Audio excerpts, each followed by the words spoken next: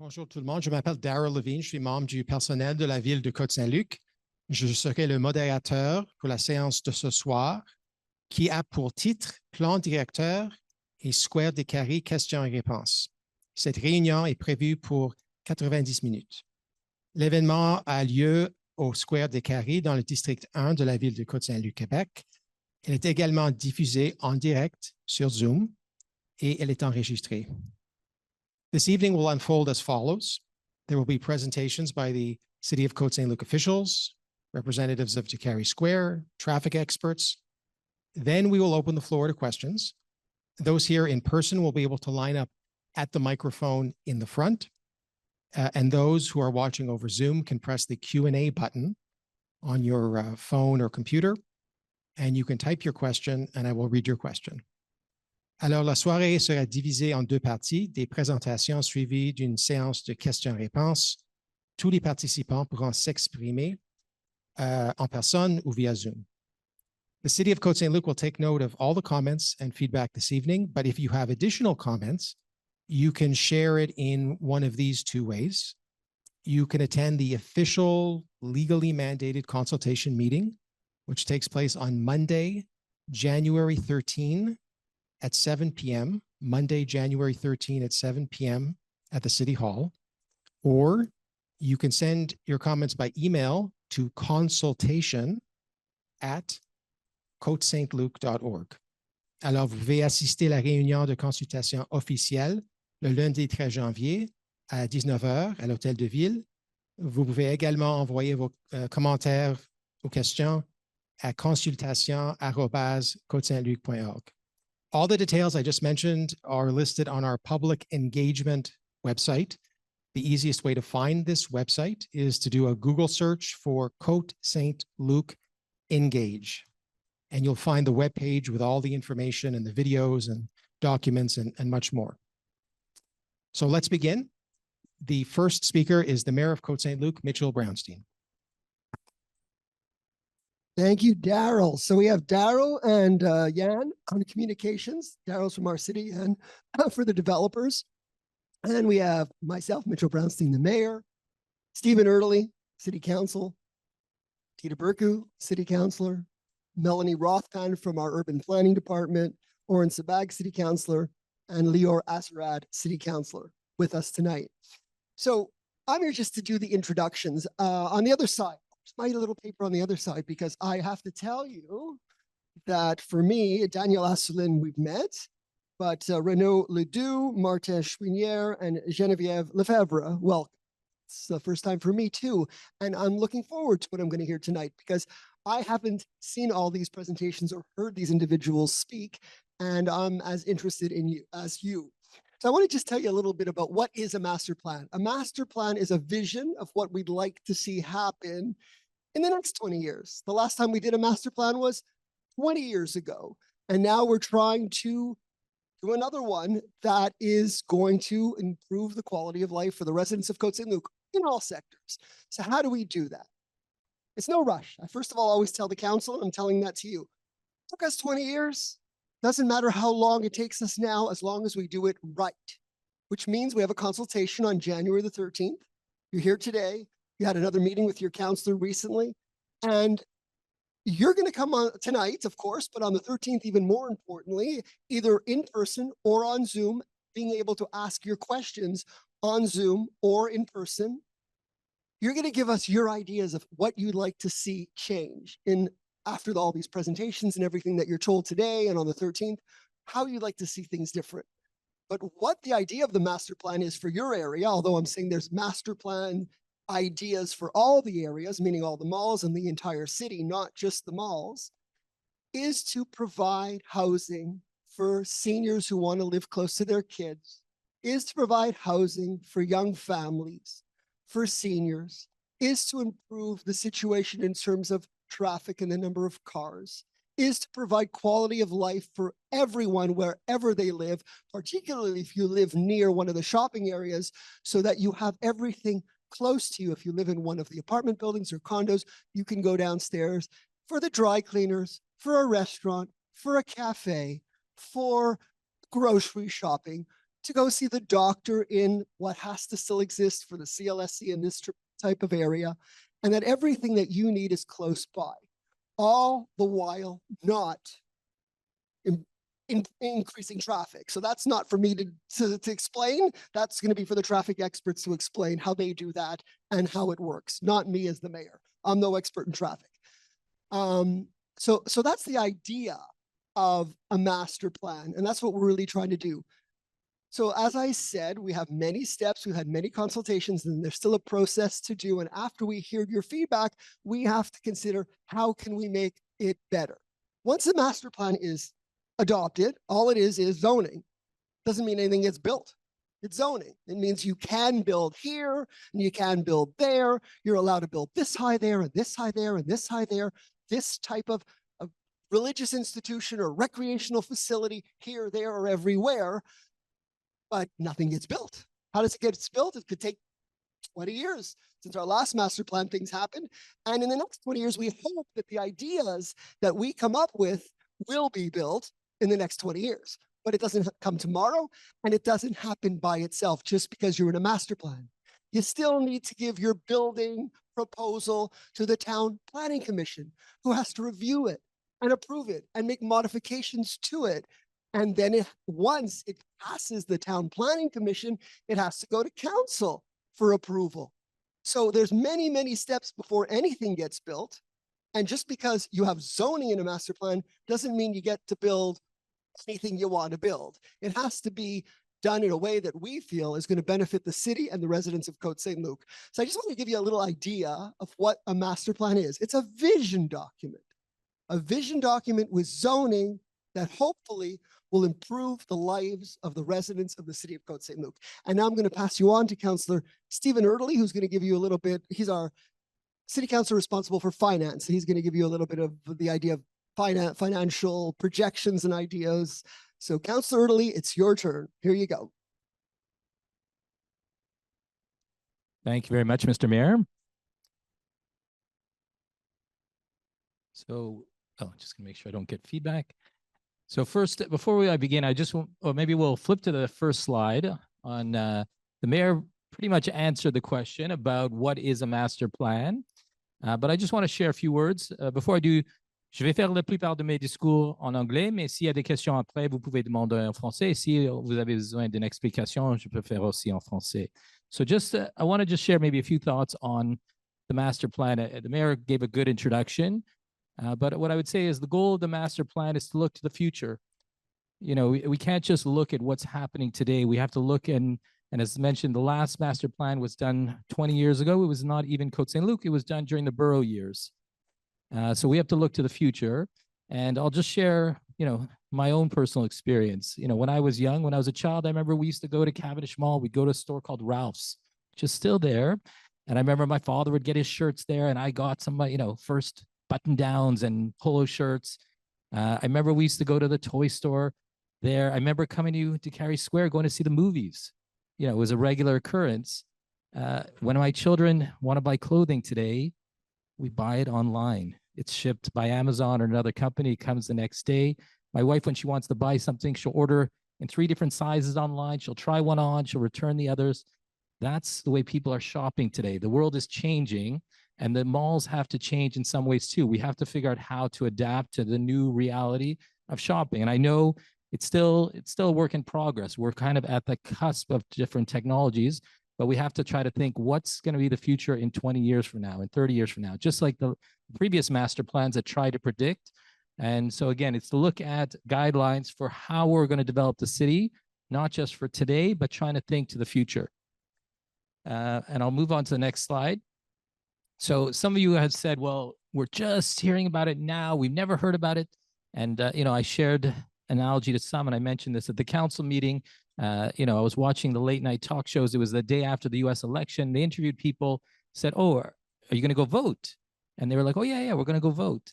The election had already happened. The winner was already decided. The people didn't even know. They interviewed a few people to ask them, who's running for president? And they didn't know. So there will always be people who don't know. But for us, of course, the goal is to make sure we get the information out. And just to mention, What's been happening so far is just what we call the pre-consultation. So we're actually now just beginning the consultation, and that's why we're here. We're here to listen to your feedback, to hear your questions, your comments, and of course, to work on improving the document. What we presented a few weeks ago was just a draft. C'était seulement un brouillon. Alors maintenant, c'est le temps de donner vos avis. Now it's the time to give your opinion so we can make it better. So in terms of the pre-consultation, I'll go to the next slide. So we've consulted so far with about 2,300 people. So just this is a comparison. So Côte Saint-Luc, and the next one you'll have some of the population numbers so you can put it more into perspective. But as an example, Dollard, when they did their consultation, they consulted 575 people, Pointe-Claire 413. So we were about 4, 5, 6 times as many people, and we're actually smaller, for example, than Dollard. So just to give some rough breakdown, so about 1,500 of those people were from a survey. It was the largest survey done in the city of Côte Saint-Luc, and we got to more people than we ever have before. And I could tell you, getting people to fill out a survey is not easy, having done it on different levels. So the fact that we got so many is quite an accomplishment. We had 4 interactive workshops, which I attended many of them, and the council did as well. We had a public hearing, 2 info sessions, open house, focus groups, and stakeholder meetings with different groups throughout the city of Côte Saint-Luc. So again, and that is just the pre-consultation. So we're only now starting the consultation. We'll go to the next slide. So again, just to give a rough perspective. So if you compare us to some of the other cities on the island of Montreal, we've consulted about 6 times as many with, like I said, comparable populations. Dollard were smaller, Pointe-Claire a touch bigger. And of course, it's just the beginning. And I know my fellow councillor is going to add to that, but it's the beginning of the consultation. It's the beginning of the chance for you to share your thoughts. And that's, again, why we're here. We'll go to the next slide, please. So this is just some other examples of some of the ways we've reached out to residents. We've done 23 e-newsletters. And I know some of you say, well, I never got them. You have to sign up for an e-newsletter. So if you sign up for an e-newsletter, I get them, you will get them as well. Facebook posts, mass mailings, newspaper articles, videos, and so on. And we're continuing to inform residents because, again, it is your future. It's the future city for your children as well and your grandchildren. We want to make sure the city is designed and can't be stagnant. It has to keep evolving. And I think I'll do one more slide.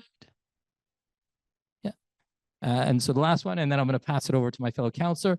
The last one is all the information is available on cotesaintluc.org/engage, ou en français, contribuer. You can go to the site. You can see a copy of the PowerPoints, of the presentations, of the draft master plan. I urge you to take a look, to read the information. It is long. I could tell you we got that day was over 1,000 pages, well, including both English and French, but take the time to read it. Inform yourself so that you can make sure you understand. And of course, we're here to share more information. And with that, I'll pass the microphone to my fellow councillor, Dita Burku. Thank you. Merci. Hold it like this. Like this. You hear better? Not as rough. Bonjour. Merci. So, merci d'être venu. Je suis très content que vous soyez tous ici. Et je vais faire une présentation assez rapide parce que je sais qu'on est venu pour entendre les promoteurs et pour avoir une meilleure compréhension de ce qui va arriver au niveau du trafic. Right? That's why most people are here. We want to hear about the traffic. Okay. But we're just doing this preliminary because we have to kind of get with the context of why we're doing this. So the next slide is, these are your concerns. This is what we think are the concerns of the residents: traffic, obstructed views, construction, and the unknown, right? And if you want to add to that, you can certainly do that at a later date this evening. Then the next slide, what we're talking about, and this is very quick. We're at the bottom, okay? Côte Saint-Luc urban planning bylaws. If you climb up a little bit, master plan, that's where we are now. Then there's the agglomeration, that's the island of Montreal. That's the city of Montreal and the 15 demerged municipalities. And then there's the CMM. So if you go to the next slide, keep going. Thank you very much. So this is the CMM. There's 82 municipalities in the CMM. Why am I bringing this up? Because there's La Couronne Nord, the North Shore, the South Shore, down there, Brossard and all the rest of them, then the Longueuil, and the island of Montreal, and of course, Laval. So when you zoom out like this, these 82 municipalities all have to conform to certain density regulations. It's very important because the island of Montreal is very, very, how should I put it? There's a lot of congestion, there's a lot of traffic. And one of the arguments is that in order to reduce the traffic, you want people to be living closer to the center, not to have to travel so much, not to have to use their car so much, etc. So these rules and regulations are coming to us from the CMM and then also from Quebec. So the next slide is the agglomeration again. And the next slide is our master plan. Next slide. This is the NDLS. What is the NDLS? It's Namur de la Savane area. Namur de la Savane is basically the heart of this area. We're in Décarie Squares. I don't have my pointer, but you can see it. Stephen will point. There he is. So we're down there. So Saint Laurent is in the north. TMR, you know where it is on the right side. Then Côte Saint-Luc and Hampstead and Côte-des-Neiges and DG.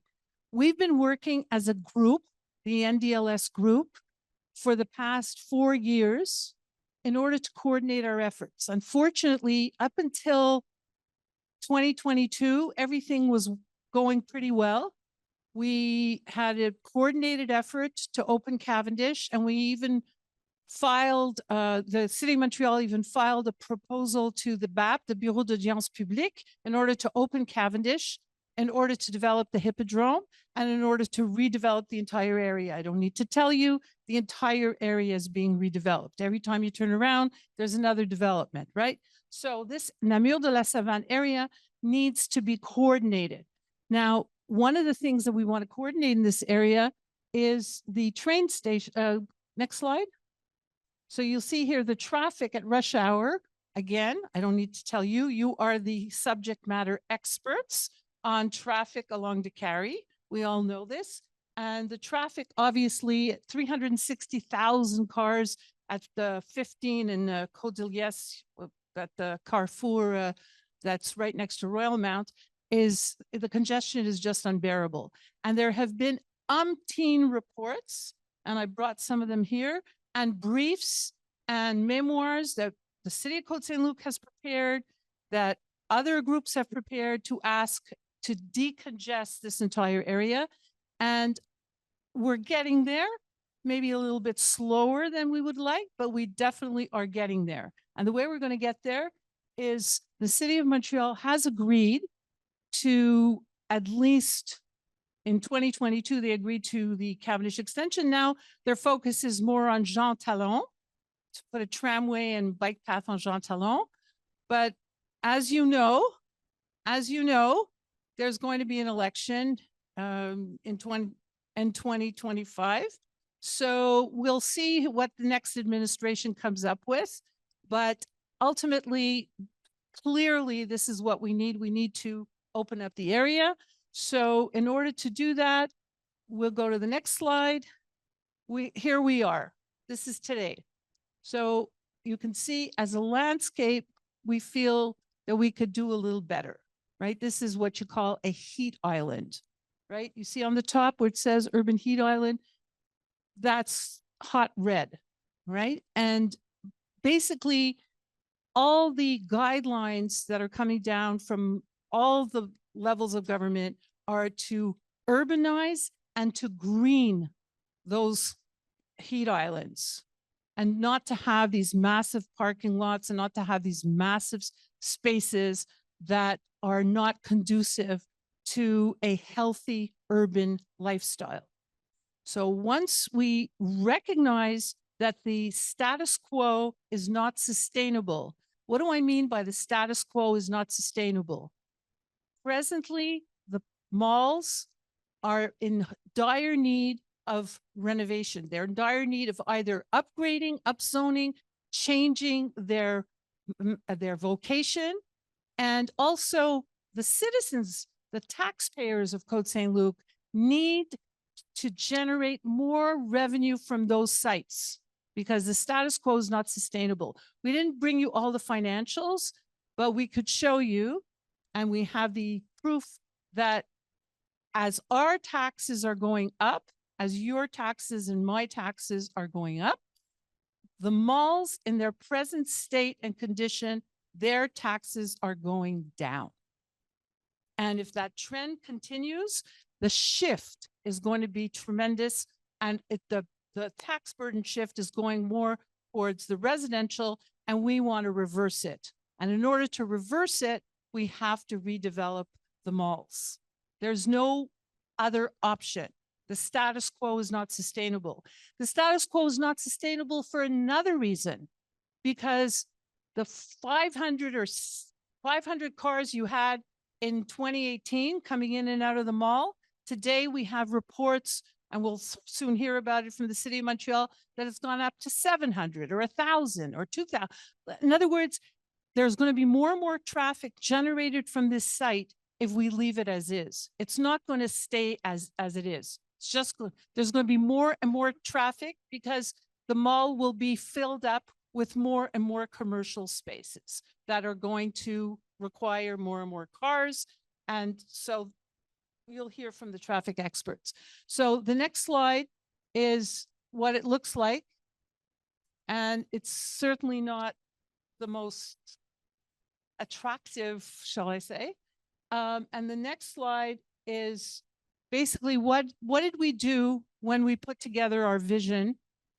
So as I said to you before, we had the CMM, the AGLO, and the financial considerations. I went through that. The public feedback, which you just heard about, which we asked a lot of people, what do you want? What do you want to see? And people really did ask, like Sharon, she wants a piazza, and the other one wants a cafe, and the other one wants, you know, to have a beautiful place to take their children to the market on the weekends. And all these things are included in the vision of the city of Côte Saint-Luc and best practices. So we want to build green, we want to build spaces where people can come and go with active transit, with public transit, and enjoy a healthy lifestyle. And so the next slide is the vision for the Décarie Square is to increase the density. Obviously, what does that mean? There's no density requirement now because it's commercial, but the density requirement, as I explained to you before, once we decide that we need to redevelop the mall, we have to meet a certain threshold. We don't have a choice. It's been dictated to us, mandated to us. We have to reach a certain level of density. Then there's the public space. We want green space. We want open spaces, active transit links.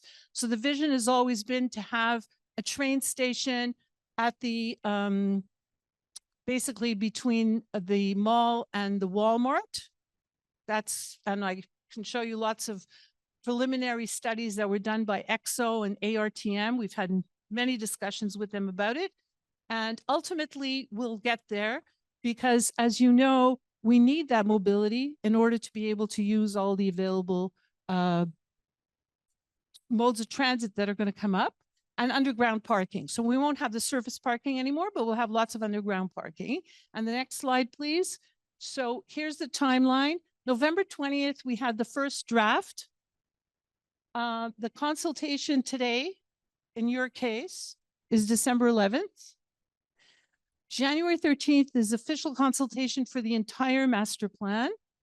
And then there will be a registry. No, I'm jumping. Then there's a review the feedback.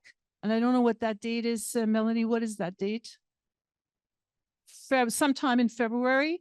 And then there's March 10th, which is the earliest possible date. But I assure you now, it is not going to be March 10th because we have other consultations to do. And we are going to do them for the Caldwell area, for Westminster, and of course for the Cavendish Mall, because that's the heart of the city. We have to do a similar consultation for the Cavendish Mall. And so after March, then we will have a report of all the feedback that we got from the residents. And then the council, based on that report, will be able to make their final decision. And then there might be a registry, but there's no date there's no date set. Okay. So next slide, please. So here's the mall again with the Hippodrome in the corner. That's where the train station would be eventually. And of course, we can't promise a train station, but we can only work towards a vision. This developer has already stated that if it's possible, they would contribute to that train station. And I could tell you that the City of Montreal in their report in their Quartier Namur Hippodrome, go to the next slide, because look at the area they have to develop. And you know the City of Montreal's very slow, but they have put in their report that they're relying on our side, on our contribution towards these connections. So there would be either a train station there and maybe even an underpass through Plan Ranald. But that's, you know, that's more long term. So that's basically the end of my part. I'd like to hear from the developer to talk about the traffic situation that's going to come up. And after that, we're going to have the Q&A. And I know that Councillor Sabag, yes, I'm very aware. And I know that Councillor Sabag wants to say a few words. So thank you very much.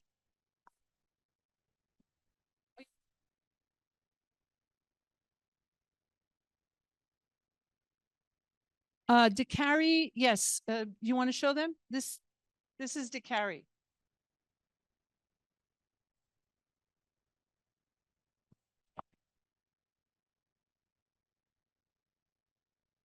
Square's right here.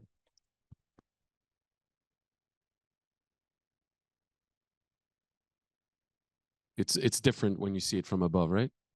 Right. I'm not going to take, my name is Oren Seabag. I'm city councilor of this district. I'm not going to take too much time. I actually didn't plan on talking here tonight. But I want to give as much time as possible to the developers to answer your questions and do their presentation. I'm also very excited to see what they have to say. When the mayor said that he hasn't seen the presentation from the developers, he hasn't. He hasn't seen this presentation. So this is the first time that we see this together. And this is what I've been complaining about from the beginning, is the fact that we haven't seen this until today. And rest assured that today's meeting is because of you. It's because of the questions that you had. It's because people listened. So tonight, part of my job on a day-to-day as your city councilor is to listen to what you have to say and bring it back to City Hall and vote based on those comments. Tonight, don't be shy. Talk to the developers. Ask the pressing questions. They're here to answer it. A lot has been said and a lot is yet to be said. But I will say this, the timelines that you saw, and for the first time tonight, I just heard that this is going to be delayed. Dita Burku, you mentioned March is not going to happen, right? Okay. So we're not debating this now, but I'm just saying this is the first time I hear that the timelines, the original timelines are going to be delayed. Rest assured, we're here to listen to you. We'll continue listening to you. And I'll give the floor to the presenters so they'll be able, I don't know if I'm passing it to someone else, but no, I'll give it to the developers to do their presentation. And thank you all for being here tonight. Good evening, everyone. My name is Daniel Asselin. I'm the developer and the owner of Décarie Square. I'd just like to correct one thing. The presentation that you're going to see tonight has been shown about 2 years ago at another city meeting. So, and we've done many councillors, and I think I'd like to correct the statement from the district councillor. The mayor actually has seen the presentation on several occasions, as several of you already have, and we've presented on many different occasions. I think the only one that hasn't seen it is Mr. Sebag, which is a shame. But let me start with this.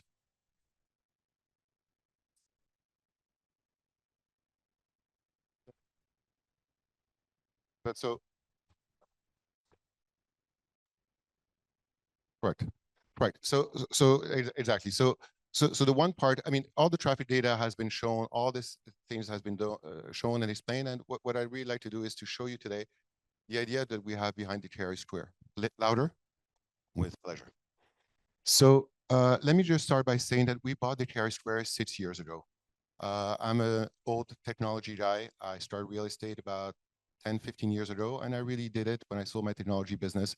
And I wanted to leave something for my kids and wanted to leave them something behind. And about 6 years ago, over the course of the last 15 years, we bought a lot of different buildings, and we are long-term holders of those assets. Everything that we've bought, we pretty much still own. And the vision for Décarie Square is not to develop it and redevelop it and sell it in 5 years from now, but it's really to leave it as a long-term asset for my kids and for our partners' kids. And so we have a very long-term vision. And I'm saying this because it is important, because most developers will actually build a project, and then once they've developed it and finished it, 1 or 2 years later, they'll go ahead and sell it, make a lot of money, and whatever problems they've created is no longer theirs. We take a very long-term view. I intend to pass Décarie Square on to my children, whether it's a commercial mall or the project that we hope we're going to be able to develop together. We intend to own them for long term. And all of this is important because when I own things for long term, I want to make sure that the problems I create or the problems that are surrounding me are going to be my problems, and I'm going to address them in a smart, efficient way. And so it's a long preface, but really what we first started to work with the city, we just looked at Décarie Square and we did what pretty much all of our architects suggested, which is to say, okay, we have a nice shopping mall and we're going to add a tower or two and we're going to put it on this corner or on this corner. And we went to the city and the city said, no way, we don't want it. You're just going to create a worse problems. This is not what we want, etc. And so, and we spoke and we met some of you at the Vicomte, again, maybe 4, 5, 6 years ago, I don't quite remember when.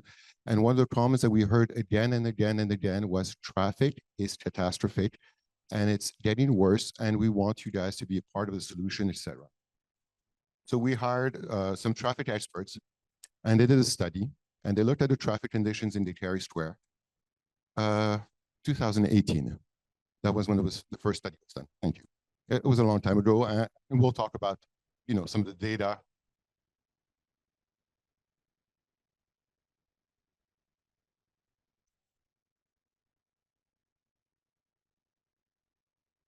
So I didn't Daniel, hear, but peux-tu tenir le microphone? Ouais. okay.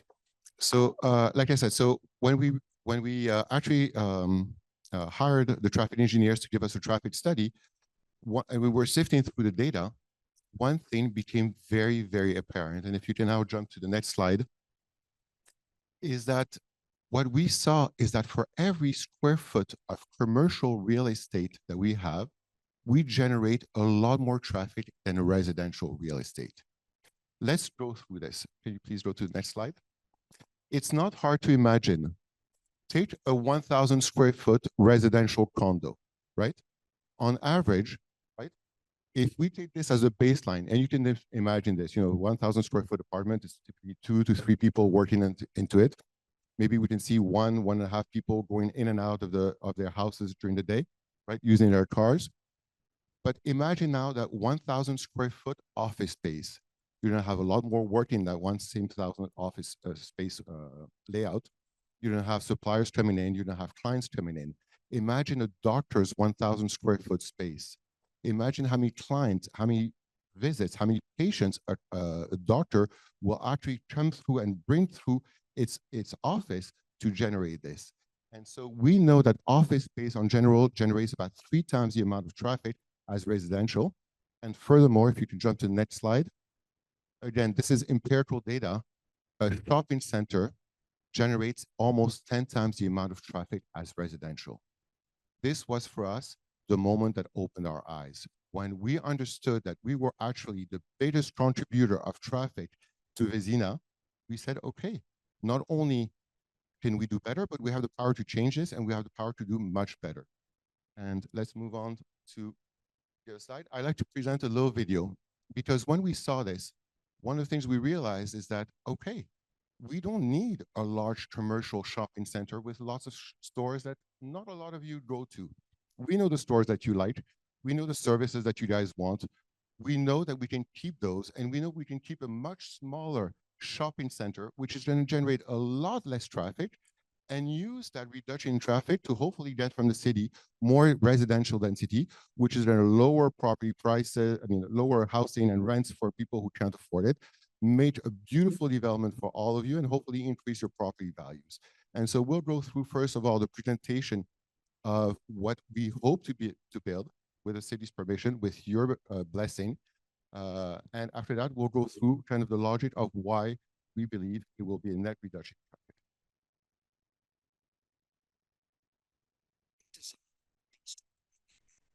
Serving as the foundation for a better and healthier life for our tenants. We build projects that we intend to own for generations to come. Notre vision à long terme nous amène à concevoir des projets qui s'intégreront et vieilliront bien dans leur environnement et leur quartier. We have hired KPF, one of the world's leading architectural firms. I'm Josh Jakin, a design principal at Cohn Pedersen Fox Architects here in our New York office. And we are a global design practice. We do a range of building types from small scale to large scale. Some of our more notable projects are super complex mixed use projects like Hudson Yards in New York City. For the design of neighborhoods, the classic mid-century model of low density residential surrounding, centered around retail malls has morphed into a more holistic kind of neighborhood design. One that allows people to walk, to occupy, to stay in their neighborhoods. What we're aiming to do with this project is create a neighborhood that does feel very connected to the residential area to the south and to the west. We're suggesting looking to provide a market building as the center of this neighborhood, market building that's surrounded by public space that can be programmed year-round, changing with the seasons during the summer months.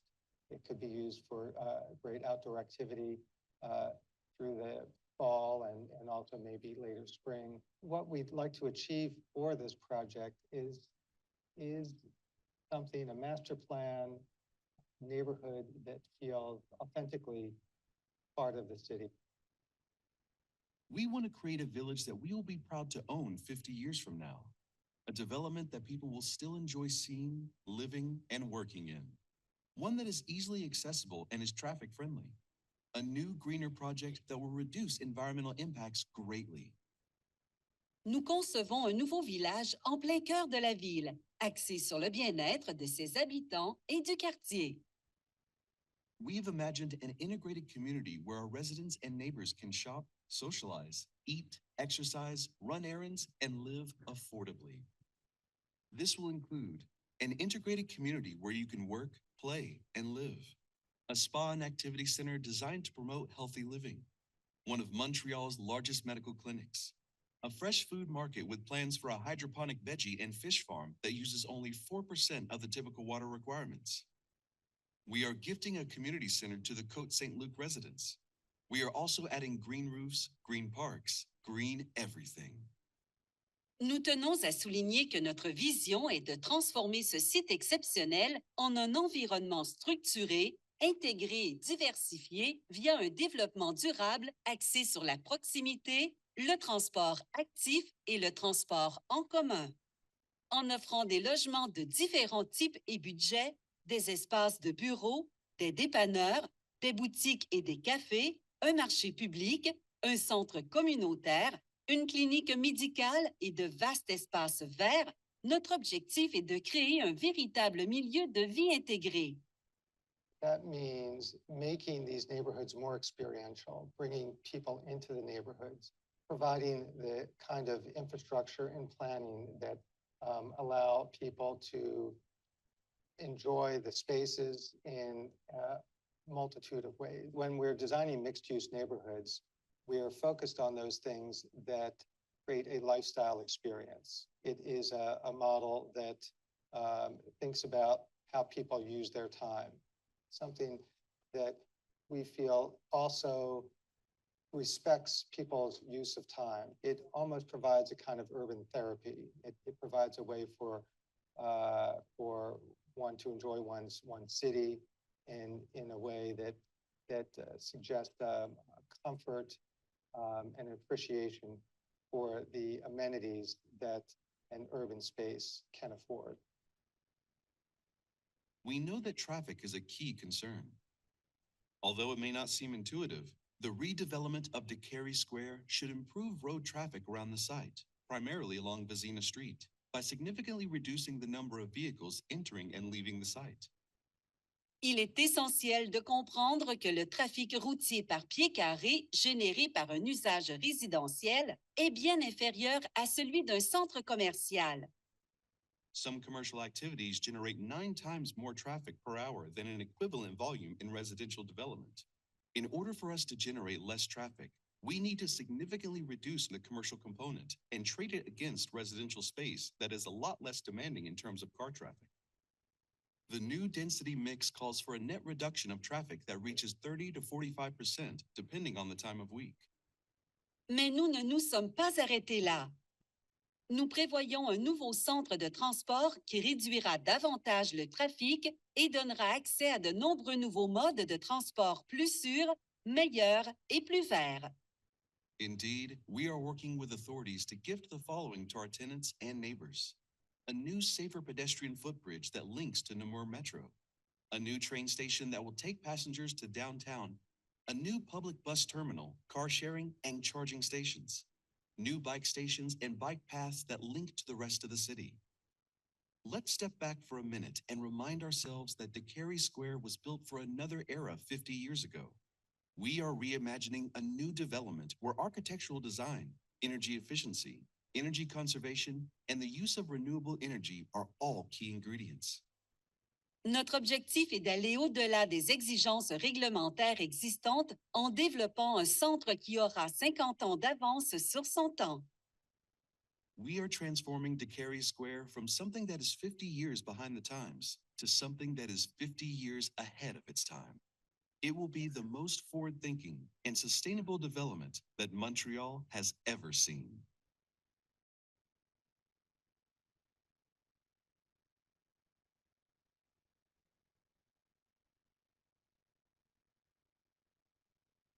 We believe that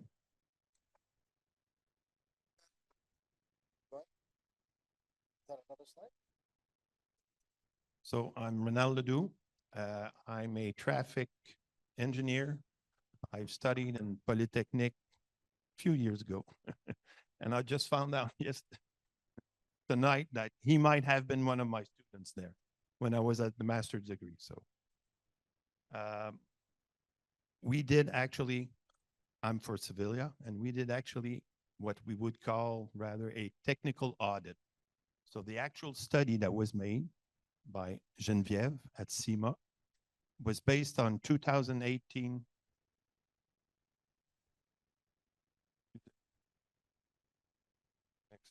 Next one again.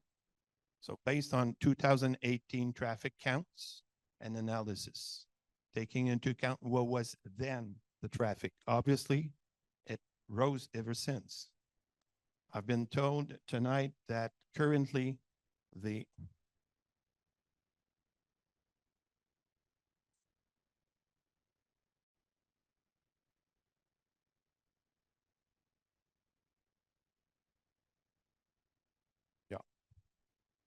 So the starting point before anything happens to the site is what we're showing on this map.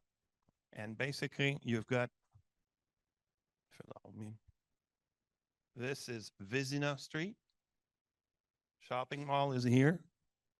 You've got Coldbrook and Clarinal.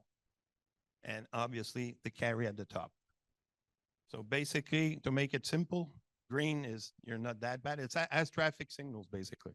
When you see green, it's not that bad. The minute it hits red, It's the same red as the traffic, the stop lights behind the cars in front of you when you're in the queue, basically.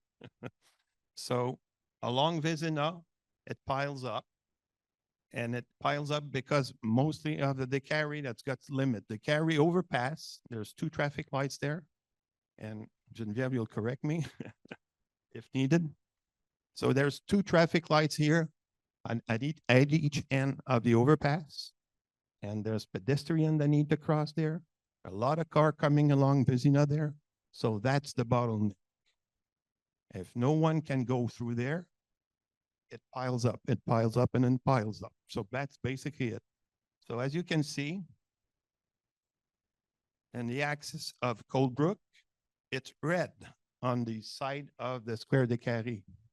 So basically they're contributing to the problem and they're actually suffering also from the problem. So that's the, comment on appelle ça, la lumière qui se fut. They also need to find a solution to alleviate the whole problems. So next one, please.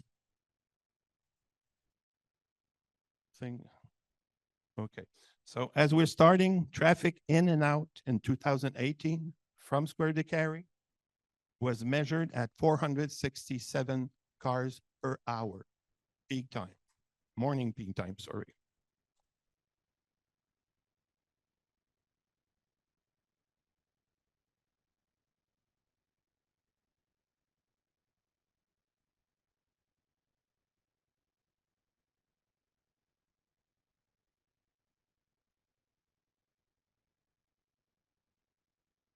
So as we go along into the process of rebuilding, reshaping this site, it's been planned into 4 phases, basically. And Geneviève's teams has made studies for each individual phases to see what's happening as they go along. So phase 1, basically, not how the whole site is developed. So they'll start closing some stores to reoccupy the land. So instantly, there's a lower traffic occurring, lesser number of stores. That locking the door of stores makes it straight cut. So traffic.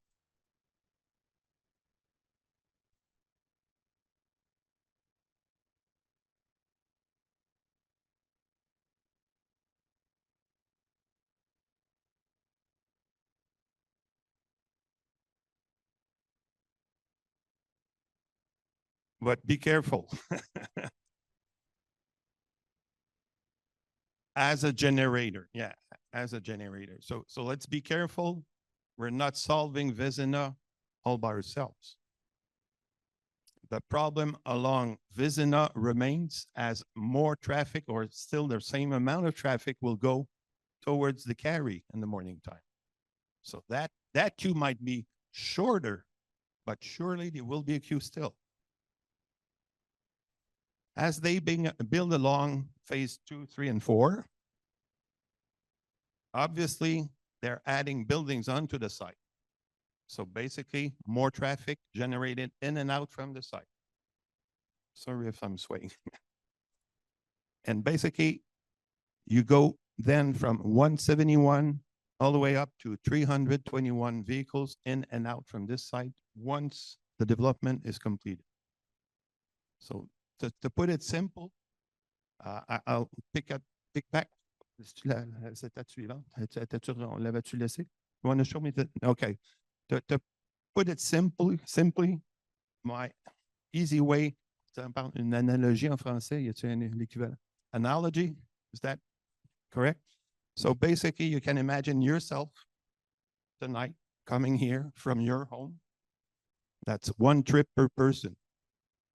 So that's basically the one.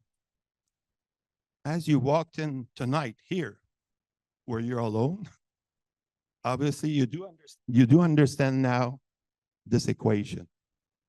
That's basically it. We're concentrating a destination or an origin at a higher level with commercial offices and doctor office and all sorts of usages. Donc, pour différents usages, excusez, là, je vais avancer aussi, vous laissez du temps de poser des questions. Donc, pour différents usages, il y a différents taux de génération de trafic. Mais par rapport à tout ce qu'on peut mettre là, par 1000 pieds carrés, ce qui est le plus intéressant, c'est du résidentiel. C'est ça, en gros, si on veut simplifier. Oui, une mixité. There's been many scenarios throughout this process. It started in 2019 or so, the startup of the study. We did basically our technical audit. It was mid-2023, if I recall correctly. So things have changed, but as we took a look onto SEMA's work, we're not aware of all those scenarios, but what we understand is that there was many back and forth analysis done to figure out the best balance to have some sort of a neighborhood on this part of land that supports the surroundings, as well as allowing the developer to earn a living.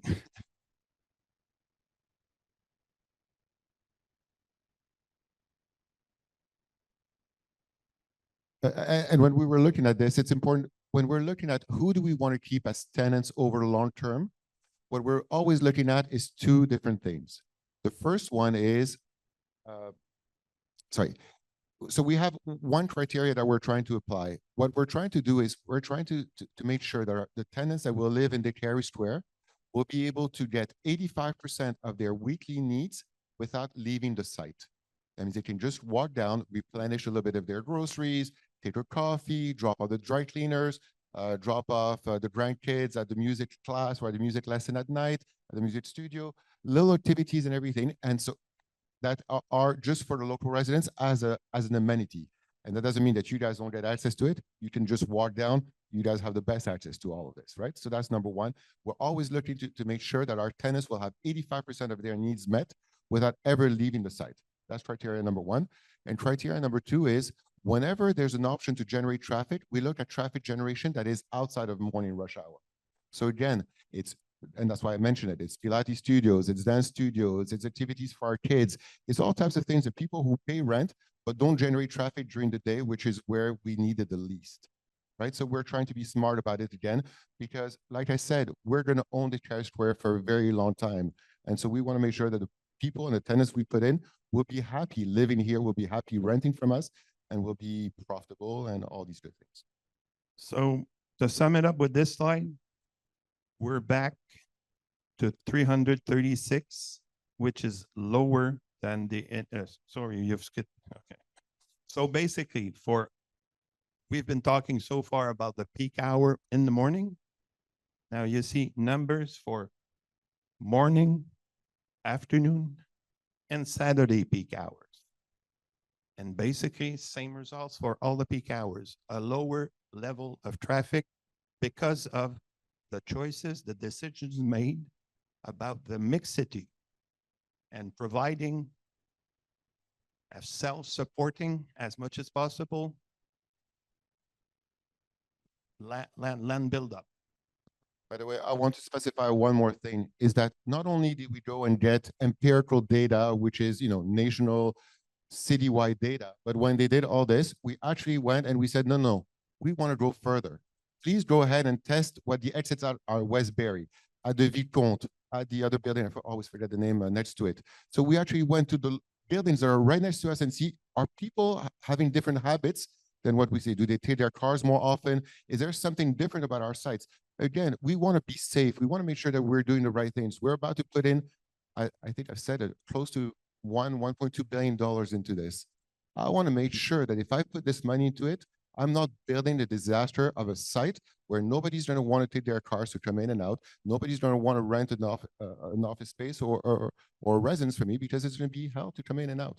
So we're being ultra cautious. We've had 3 different traffic firms, one write a study, verify the study, and audit study for a 3rd time.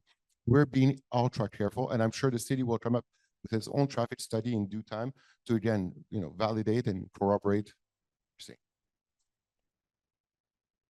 So the numbers that were confirmed on site in Côte Saint-Luc using buildings in and out from buildings do match whatever theoretical values were used by CIMA in their study. So we're totally fitting with the environment to which it must go into. Next slide, please. So traffic can go.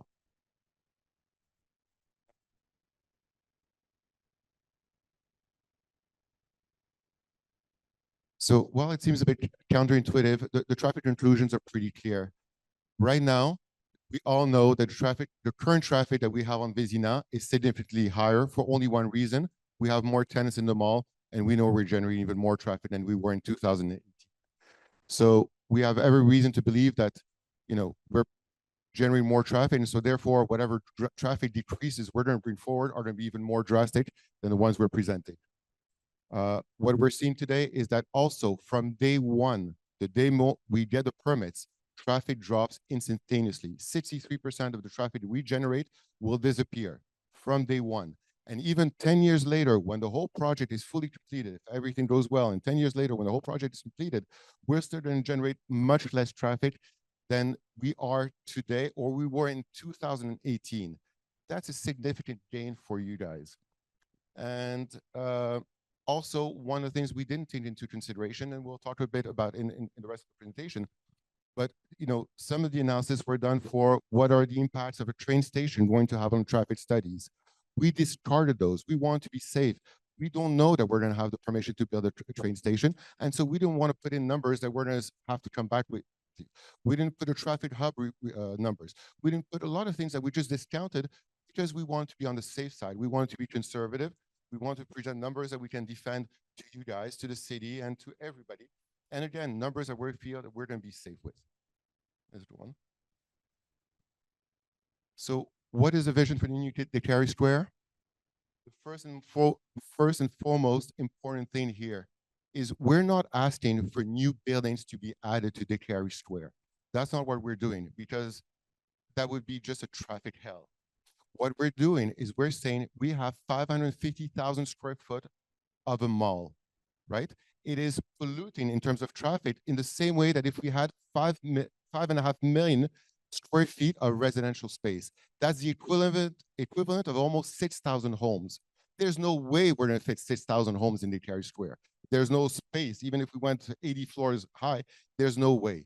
So what we're saying is, makes good sense. Let us give back 400,000 square foot of commercial space and give us density on the residential space so that hopefully in the end we'll have a much lower traffic density and you'll have a much better project, and hopefully a project that you like and love. That's number one. Number two is for the residents and for you guys as well. Imagine the next day. We've all seen those concrete jungle that we're offering. I'm sure that the views from the Vicomte or all the other buildings are not so great looking at this parking lot. It's not only an eco disaster and it needs to be done better, but I think also from a value for own property values, having a beautiful center next to you, having real amenities next to you will raise your property values, right? And according to our own studies, with a value of roughly $1.2 billion, will generate $15 million worth of new taxes for the city of Côte Saint-Luc. $15 million. Now, we checked the numbers a little bit earlier on. The whole budget is 89 million. 15 million is more than 15% of the total budget. Now, I don't know what the city's needs are, but I'm sure they're going to spend it well, either on new infrastructures, better services, or simply lower your taxes, or prevent from further increases. But there's good ways of spending that money, and it would be a shame. Right now, in comparison, Décarie Square pays $1.6 million of taxes. $1.6 million of taxes versus a potential $15 million. And again, that is a very conservative number. Next one. And last but not least, when we're done, the fact that we're going to have a podium of about 4 floors along all of Décarie is going to create an incredible pollution and noise screen for all the residents on this side. the engineers that we hired, KPF architects that we hired, the first time we went to their office, we saw the 3D models with the wind tunnels. They're actually looking how wind is going to be dispersed through the site to make sure that we're not creating those wind corridors that everybody hates. I mean, they're looking at 3D models of absolutely everything. We're working with the best of the best in absolutely every field. And I think we're going to have something that's going to be making you all proud to have as your neighbor. I believe we are good corporate citizens, but I believe we can become even better corporate citizens. We've told the city that if we get the permission to build a Décarie Square, we're ready to pay. And when I say pay, fully pay for the train station. We went to the city of Montreal, not ARTM, which is basically the people who operate the trains for the public transport. We told them we will pay for the train station 100% out of our own money. They actually looked at us in disbelief and they said that we don't even know if it's legal, and they went to research it and everything. But we want to create a long-term solution for this problem. We offer to pay for it, and we believe it's a long-term solution. We're offering also, and if you can go to the next slide, to give a band of 4 meters on our whole land across all of Vézina.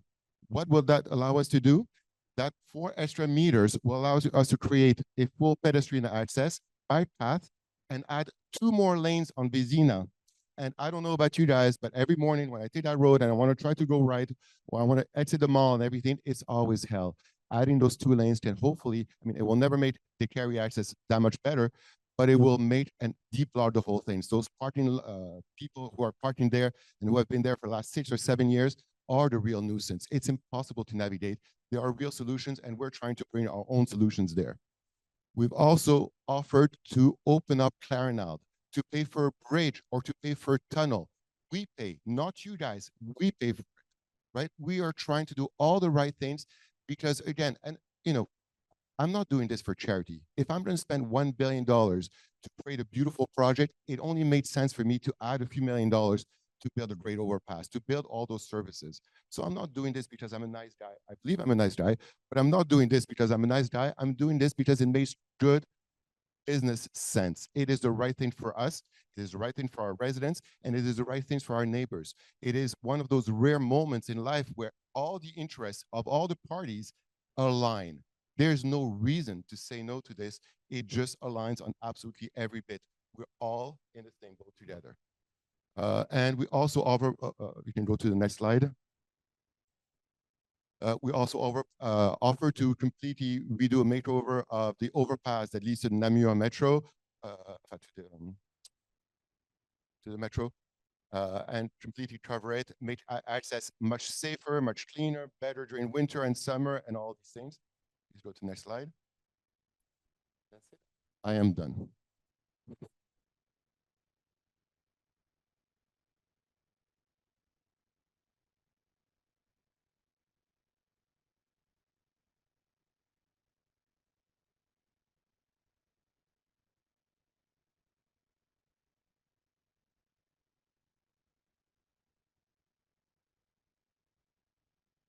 All right. All right, If you have questions, please come to the microphone.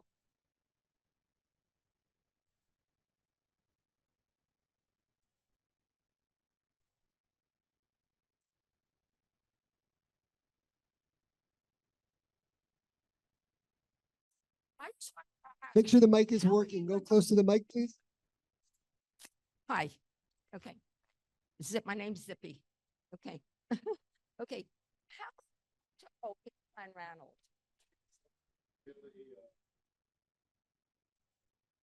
Under the train tracks. So it's going to enter from Vézina going down. How do we get our cars out of our garage that enters onto Glen Ranald? Huh? Sorry, pedestrian access. I'm sorry, pedestrian access to the other side. Yes. Pedestrian. Okay, so it's underground for Yes. pedestrian. So allow people to go to the Walmart, to the rest of those things. No. Thank you. Sorry, my name's Monica, and I listened to the traffic study. I live here at the Vicomte. I go to work at 6:30 in the morning because after that, I can't get out of my street. You're blaming it on the traffic from Décarie Square. Décarie Square is not even open at that hour. All the traffic is coming from Côte Saint-Luc, Hampstead. They come down Plan Randall. They have priority. And I can sit at that light for 5 lights. So don't blame all the traffic on Décarie Square. And my other thing is, you talk about the condos, your new condos. There's only 1 car per condo. I don't know about you, but every household and condo in our building, they have 2 cars. And you're telling me they're going to do everything within 85% of your neighborhood. So they don't go take their kids to school. They don't go to work. They don't use their cars, correct?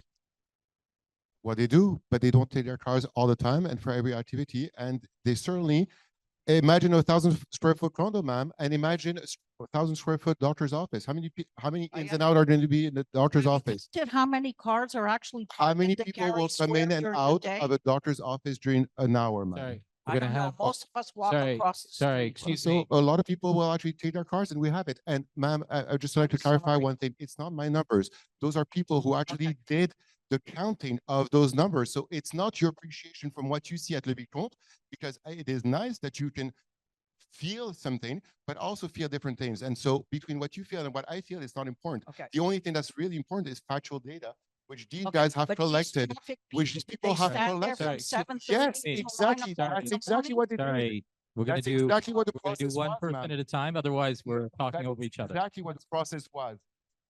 The question. No, So- no, ma'am. So This is exactly what they've done. This is me- exactly what they've done. maybe let me. That's exactly what they have.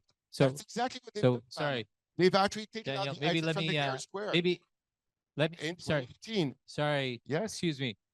We're gonna take one question at a time. You'll have a chance to ask your question, and then they'll have a chance to respond. Maybe I'll just clarify because I understand your question and maybe it wasn't answered. So maybe I'll just add. So maybe I'll explain.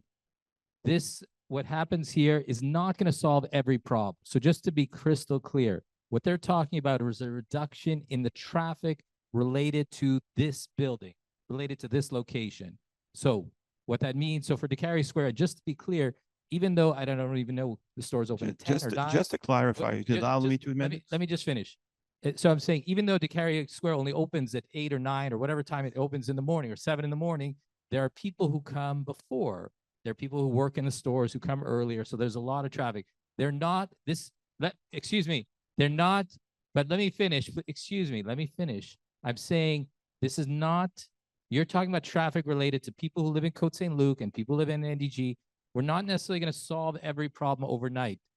However, if we do things like widening Vizina, if we do things like reducing the traffic from this location, it will help.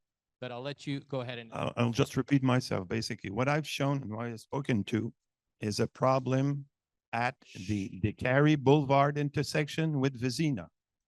And that's where the buildup starts. And obviously, you're right, madam. It is building up early. It is building up early because everyone wants to go out along Vizina. Exactly. And it's the same.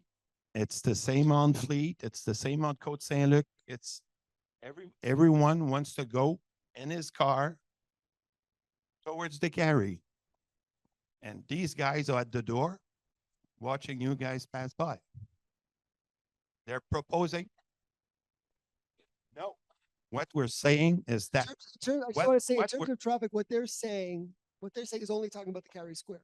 And I have to understand the Hippodrome. The Hippodrome is going to be developed. Can you hear me? The Hippodrome is going to be developed, and and it might take them 20 years, but they want to put in a lot of housing there, right? They want to put in, I think it's 20,000 units, which is around 40,000 people. It's the size of Côte Saint-Luc and Hampstead right next to you. So as a politician, I look at that and I say, wow, Décarie's horrible. It's only going to be worse. And that's true. It is going to be worse. So what do we do to make it better for you? What they're saying is, you believe it or not, I certainly think they explain the fact that traffic goes down on the site through residential. So what do you get from that? They're saying that you'll have a way to access through Quadrangle to reach a train. maybe to a tramway that they want to build on the other side. That me as a politician, I could say to Montreal, what do you mean you won't give us no parking on Vizina? You have to give us parking on Vizina if we're going to give you a passageway to Clanranald. They say that they're going to be able to widen the road on Vizina because they'll build a project which includes more lanes on Vizina, no parking on Vizina, because we can negotiate that with Montreal if we give them something in exchange. So all they're saying is not, and don't believe it, that you're going to get less traffic on Décarie until we have other ways to figure out how to come in and out of the city. We're not going to have less traffic on Décarie for a very long time because Cavendish Extension is not going to happen for a very long time. And we can't control Décarie or the Décarie Expressway. We can't. All we can do is control what we can do on the Décarie site. So all they're saying today is they can reduce traffic on the Décarie site, not on Vizina, not on the Décarie Expressway, only on the Décarie site. But I don't have an answer for that either, though, sir. None of us have an answer on how to fix the traffic on Décarie. And the Décarie development of that they're proposing is not the answer either. We don't have an answer for it. We don't have an answer for it. Beautiful presentation. Thank you. I've got 3 short questions. Right now, how many square feet of commercial space do you have? And the new plan is going to take it down to what footage? 150,000 square feet. Right. Right. Question number 2 is that your reduction of cars coming into Vizina, you said whatever percentage, 64% or 63% at first, 31% in the end. So that's just the cars coming in from your structure into Vizina. But today, what percentage of your structure contributes to the traffic on Vizina? Is it 30%, 40%, 50%? Do you know the breakdown about how many cars are exiting your building? I would have to look at the total traffic reports. We have this data. We didn't. Okay, I can pick it up afterwards then. Yes. Okay, great. All right, that's all. Thank you. Thank you very much. Take the next question. Okay, so I'm coming here from a different perspective. My name is Monica Soulin, no relation to Daniel.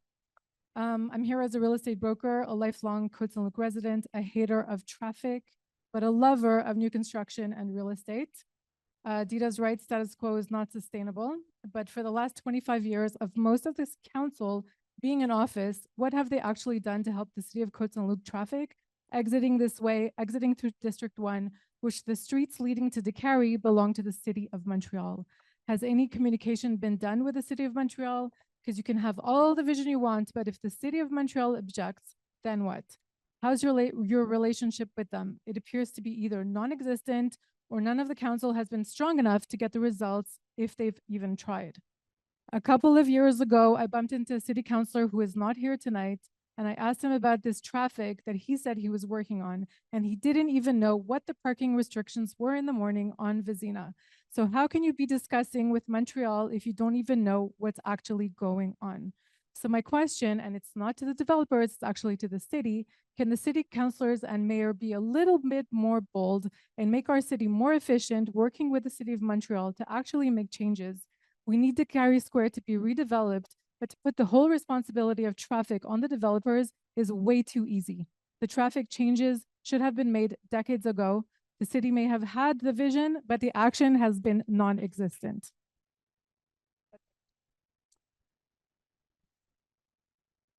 I'll speak briefly, but I'll let the mayor chime in as well. Usually it's the council responsible for traffic, which is Councillor Kajavsky, who's not here, but I'll just mention briefly. What I'll say is negotiating with Montreal is sometimes easier, sometimes more complicated. What I will say is it's hard to negotiate when we are not in a position of power. What I would say is with the help of the developers, we'll have more leverage to better negotiate on this point. And to be clear, I can say to you, I just want to say something. Excuse me, I'm not done. It's my turn still. You'll have your chance. You'll have a chance in a moment. I could say to you, yes, we're going to speak to Montreal. We're going to slam our fist on the desk and we're going to demand it and we're going to get it done. It's not always the case with Montreal. There are some cases where we have been victorious and we have been successful with Montreal. Others we haven't. But what I could say is it helps when we have a bit more leverage in terms of the negotiations. But I don't know if the mayor wants to chime in or. I just want to just answer the leverage of negotiation. No, but Okay, what fine. I already explained before you asked your question, I think, but I'll say it again, is that we're not going to get them to remove no parking on Vizina. We've tried a million times. They're not doing it. We're not going to get them to do anything if we have nothing to negotiate. That's what I already said before you ask your question. And I'll say it again and try to explain it clearer. If we do nothing, we get status quo, and Montreal will doesn't care what we say. They're going to continue to do whatever they want. They're not going to listen to us if we say we want you to, and we've tried a million times to tell them we need no traffic on Vizina. They're not going to do it, period. It's not in their interest. They're only interested in their voters. And if they have to have their voter say that I can't park in front of my house and then they might lose a vote, that's all they care about. Even though we've had the opportunity, Décarie Square said, we'll let you people park on our lot. We'll let you have your park right across the street on our lot. Nope. Our residents want to park in front of their house, so screw you. So the only way we're going to get it done, widen Décarie and get traffic, no parking on Vizina and widen Vizina, excuse me, is if there's development, it's part of the plan, they widen it. Montreal wants something from us, which would be, they want it from us. They want to have that crosswalk on Clanrano. They want it from us. They don't get it unless they have no parking on Vizina. So right now we're in status quo. Nothing's going to change. If we want change, we have to figure it out. It doesn't have to be, and I keep on repeating that. It doesn't have to be exactly what's written in the master plan right now. And I keep on saying it's no rush. So Councillor Sabag was not wrong in saying that that date of March 10th is not ingrained in stone. We have to do it right. We have to do it right. And how we do it, I don't know, but it's all up to you to give your input. But if you want change, we're not going to get it by doing nothing. Okay, I just want to address the lack of Yeah. So last question, because there's a lot of people. Just saying that if you're for 20 years, you haven't been able to negotiate, maybe we need a new council. Thank you. All right. Well, thank you. We appreciate the political slant. It's all good. We'll let the next question. Go ahead. Hi, good evening. My name is Rick Lechner, and I'm actually exceedingly excited to be here tonight. I'm your neighbor. I live at Majestic, but for I don't know how many years I've been bitching about Vezina, even when I lived downtown. I went door to door in 2022, thanks to the mayor, who negotiated with the developer to allow free parking to get those bloody cars off Vezina and move them across the street. Half the people said yes to me, and it went nowhere. What we need is your help. I'm excited to be here tonight because this is the first time I see a citizens group like this, and thanks to Oren, who's mobilized you last week and tonight. Let us put the energy to work by making some noise. Let's get a petition going. It's election year soon in Montreal. The problems come from Hampstead and Côte Saint-Luc, and unfortunately, the solution is in the city of Montreal, but they don't give a damn, as everybody knows. But noise brings results. Noise from you and noise from the media. I promise you I can harness the media, but we need your help. So we need to get, and I'm serious now, I'll do whatever you want to work with you because I am your neighbor, and this is a pain in the ass. And it's not only a pain in the ass in the morning, it's at 1 o'clock in the afternoon. You can get stuck as well. And why should there be a bus stop at the corner of Vezina and Coolbrook to block traffic further? So there are there's no panacea to this, but there are changes that can be made in the short term. The bottleneck is definitely in Jean Talon and Décarie, and there's some mini solutions to that, but nobody listens. Listen, I've been yelling at Transport Quebec for a long time, but we need to yell louder. So if I can get your commitment tonight, I'll work with you to see whatever we can do to make this better. Thank you. Thank you very much. Next question. Bonjour. Ma question, elle est vraiment très simple. Imaginons que votre projet y passe, que tout se passe bien, et je vous le souhaite si ça arrive. Maintenant, la question, c'est au niveau. Vous détruisez tout Décarie Square, donc vous repartez de zéro, ça fait du bruit, de la machinerie en non-stop, des saletés qui arrivent tout le temps, et ça va forcément bloquer le trafic à un moment ou à un autre, parce que les travaux, c'est des machines qui rentrent, des machines qui sortent, beaucoup de choses qui se passent. Combien de temps ça va prendre les travaux? On ne sait pas parce que vous n'en avez pas parlé. Mais pendant cette période de temps, les immeubles où on habite, la plupart des gens qui sont ici, nous, on souffre. Et on n'a rien en échange parce qu'on perd nos commerces. Et dans un futur, peut-être, on aura quelque chose un commerce plus petit avec ce qu'on veut maintenant, on les aura peut-être dans 5 ans. D'accord. OK. Alors, je vais essayer de répondre à votre question. La première chose, c'est que les commerces que vous aimez, vous n'allez pas les perdre. On garde environ 30% des commerces et je vous assure que c'est le commerce que vous voulez garder.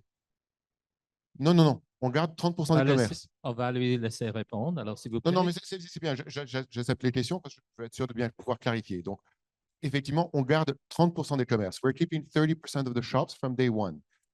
I'm sorry? Well, we can't discuss, but everything that we believe is an amenity. So our rule is 85% of the needs of a tenant need to be met. If it qualifies like this, it is. So Metro Center will probably stay. Winners, I know, is a big one that all of you guys love. So it's probably not going to move away. And it's the dry cleaners, it's the gym, it's all the things that people want to do in a typical week. Sorry, excuse me. Okay? We'll let him that's, answer the question, so please. that's portion number one. Portion number two, I did talk about it. I'm sorry I wasn't clear. We believe it's going to be a 10-year project, right? So from the moment we start to the moment we finish, it will be about a 10-year project. It will happen over, I believe, 4 or 5 phases. And now, the first and foremost, the one that will be the biggest phase by far will be the one that's on the Décarie Expressway, right? The furthest away from you. And you tell me, if Westbury created a lot of noise for you, I don't think so, right? And it's likely to not create more than that. Furthermore, we actually studied this. I told you we got the best architects in the world. They actually looked at this and they actually saw that we have a east-west or west-est, whatever, but the wind is actually in the perfect direction to blow it away from you guys, not towards you guys. And now there's all types of beautiful techniques to actually, because we still don't have des commerces existants et qui sont en opération, on va avoir une belle fenestration and a nice protection because these commerces and these tenants also want to be having good looking side with not too much noise, not much dirt and all these things. Now, as far as the traffic generations, yes, for sure, there will be extra trucks, but you can be sure, and this was taken into account with the traffic studies, you can be sure it's a lot less than the amount of cars that we're bringing in at 6:30. By the way, I just checked, doctors start taking appointments at 6:30 a.m., which is probably one of the reasons why the traffic guys start to see numbers like this at 6:30 a.m. There's a reason. You can say no all you want, ma'am. This is data. All right, we're gonna excuse me. It doesn't matter. Data Excuse is data. me. You had your chance. We have a line of people. Let's be respectful for them as well. Prenons juste Dernière question. oui. Prenons juste le cas où, parce que des études, ça reste des études, la réalité, c'est toujours une autre chose. Oui. Est-ce que si durant le projet, pour X ou Y raison, ça ne se passe pas comme vos études l'ont dit? Il y a beaucoup de bruit, beaucoup de problèmes. Est-ce que vous êtes prêt à arrêter votre projet en plein milieu, trouver des solutions et peut-être le reprendre plus tard si vous n'arrivez pas à tenir vos promesses? Et comment est-ce qu'on va mesurer le bruit? Comment est-ce qu'on va mesurer ce genre de choses? Je ne pense pas que ça soit raisonnable. Mais encore une fois, je pourrais vous montrer le plan aussi. Ce qui va se passer devant chez vous, devant le Vicomte, devant le Majestic, c'est des immeubles à 2 ou 3 étages, c'est des townhouses. C'est rien de très truc. Alors, c'est vrai qu'on va vous faire du bruit. Je ne vais pas vous l'enlever. On va vous faire du bruit. On va vous faire du bruit pendant 10 ans. Mais le gros du bruit, il est loin de vous. Et le petit bruit va arriver éventuellement dans 7, 8 ans, 9 ans, 10 ans. Vous en avez pendant 2 ou 3 ans. Encore une fois, on m'a appris quand j'étais jeune que quelquefois, il fallait mieux avaler la pilule et qu'au long terme, ça allait passer. Et c'est un petit peu comme ça. C'est 2 ou 3 ans. Mais pour avoir un futur, pour avoir des propriétés qui sont meilleures, pour avoir un meilleur trafic, pour avoir toutes sortes de bénéfices, vous allez garder ad vitam aeternam. Right, and I'll just add before the next question. The city has urban planning bylaws. We have inspectors. We have all kinds of regulations on noise, regulation on when construction can begin and end, on weekday versus weekend, and so on.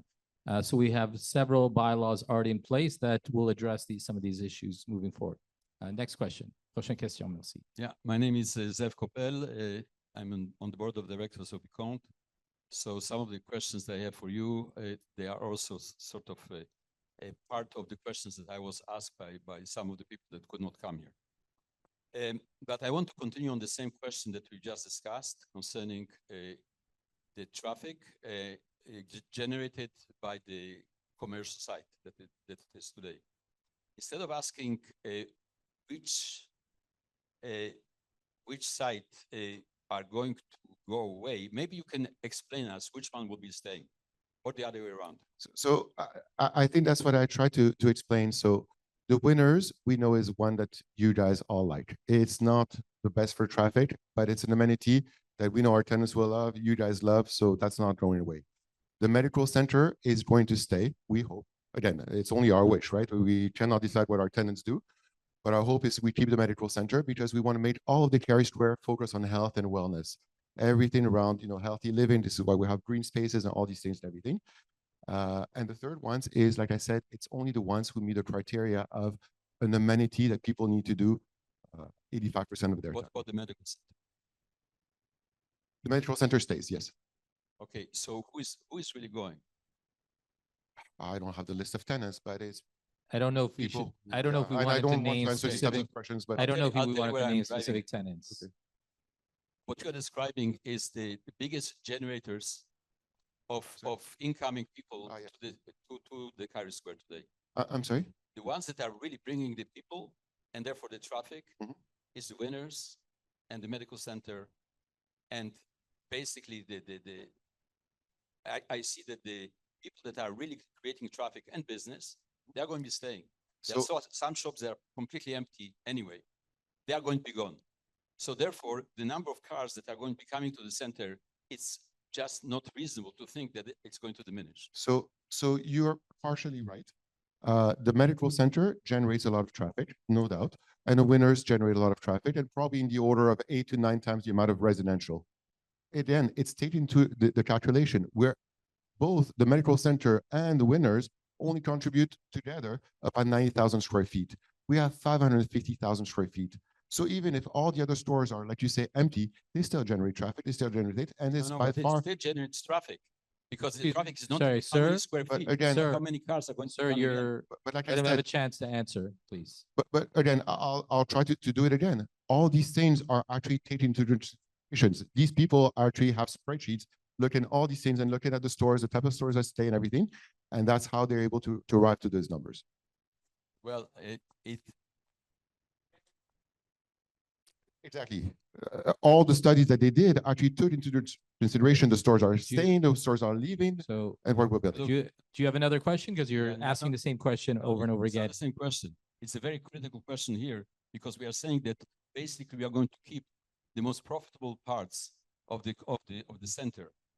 It's still not the there, most profitable okay? part. And those parts are generating basically the traffic, the incoming traffic to the So to just, the Décarie Square. so the maybe, number of cars is not going to so diminish. maybe I'll just clarify. That's number one. Number two, Sorry, if we are going to add about I think there's a lot of people waiting. If you have more, like I'm saying, you asked your questions.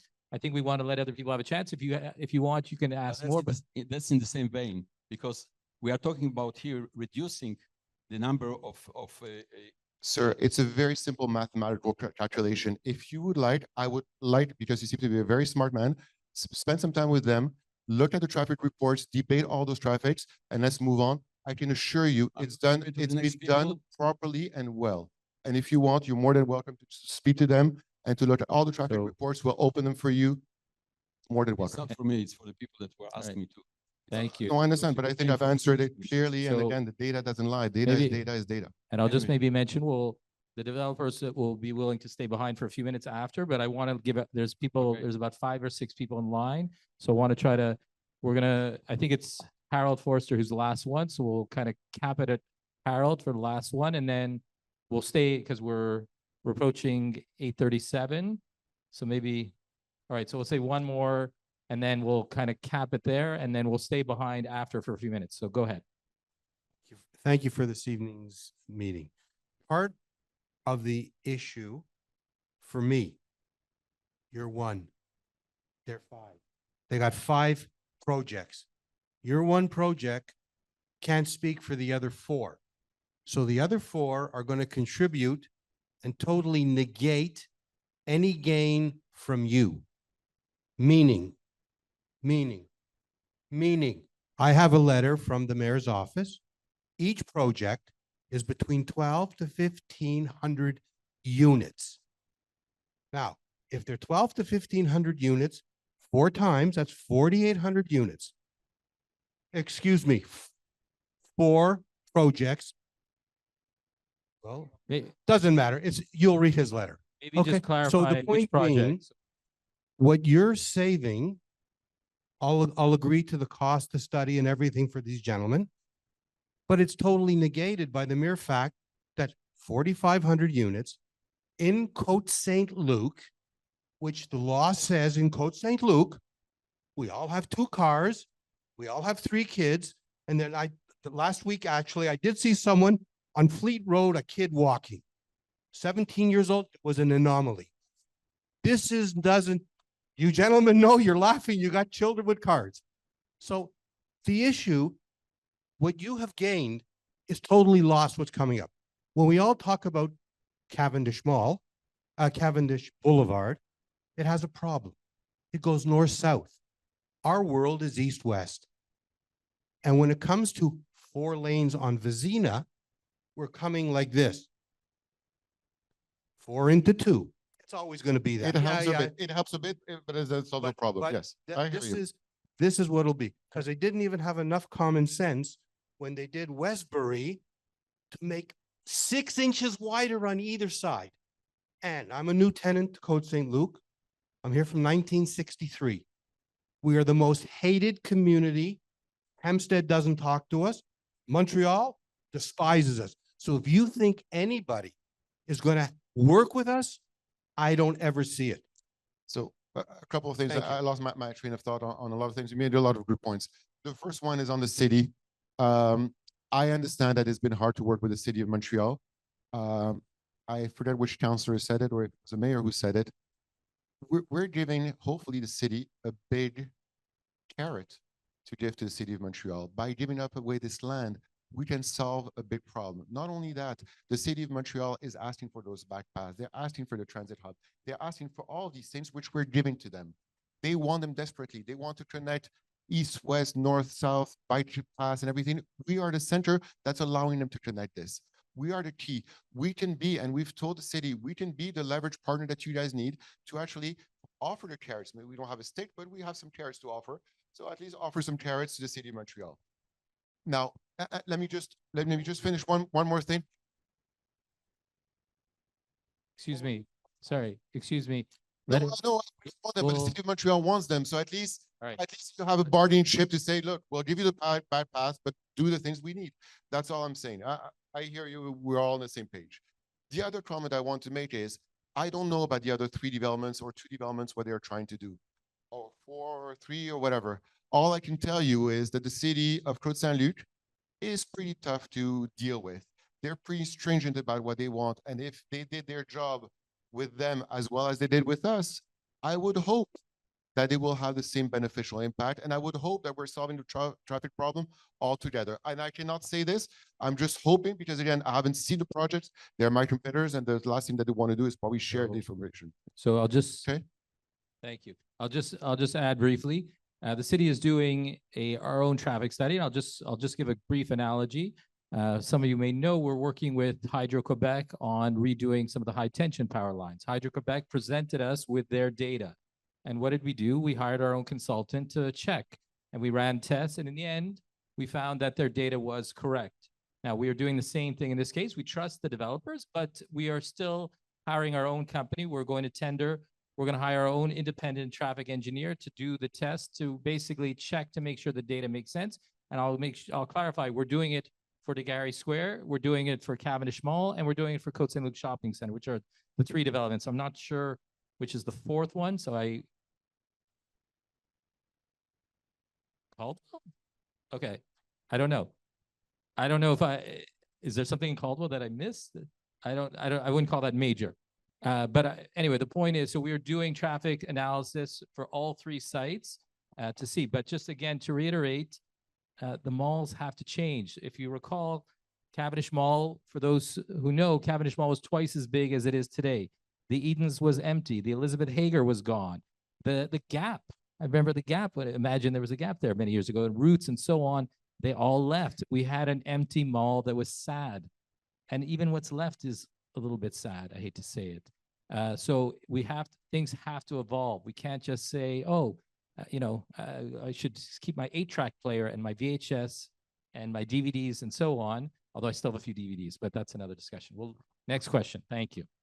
Okay, I think until Cavendish is open, this project should be a no-brainer. It should be canceled because the bulk of the traffic is on Décarie. It's not coming from Décarie Square. morning rush hour, the people coming out of Décarie Square are people who are cutting through and yes, I see this. People cutting through on Clanranald and going through We see Décarie them Square. too, but we've discounted them from the numbers. But so There's a methodology to this, man. that are filtering out. Yes, but we're not counting them. Traffic, Côte Saint-Luc and Hampstead and going out. Making, like somebody was saying, making Vizina wider is not going to help because the bottleneck is Décarie. If you get Montreal to clear the snow on Vizina, that would help traffic flow also. But Cavendish has to open to relieve the traffic for people going east-west. That's number one. Number two, the other issue is in the morning, the majority of people going in and out of Décarie Square, there's very few, okay? Between whatever, rush hours, I don't know, 6:30 or 7 to 9, the stores open up, whatever, 9:30. Most doctors start after 8 or 9 o'clock. Maybe there are some at 6:30. At 7:30, there's about 200 cars parked in the parking lot and more coming in every hour. I'm sorry, ma'am. You're looking at data. You cannot make statements like this. You're looking at things and you're making conclusions that are false. All right, well, let her finish her question. The question is the statement, but okay. Right? All like the residences that you want to put on top of Décarie Square, these people are going to be going to work at rush hour. So you're going to have a lot more traffic leaving this complex with the additional residences as opposed to having it as a shopping mall or a doctor's office. So that's going to contribute to a lot more traffic during rush hours. So you can decide to believe the traffic experts, or you can decide that you are the traffic expert. Ma'am, you're not a traffic expert. You are not. These people are. I'm betting $1.2 billion, or maybe I'll bet $1.2 billion in Côte Saint-Luc. Honestly, I don't care. One way or another, I'll be okay. Trust me. Okay. So I'm going to bet $1.2 billion. I'm not going to make that bet easily if I don't know that I'm really solving the traffic problems. We've hired 3 traffic firms, and that's my problem. But before the city gives us the okay, do you think they're going to trust our traffic studies? No way. They're going to run their own, and hopefully they're going to corroborate the data. And if they don't, I'm sure they'll deny the permit.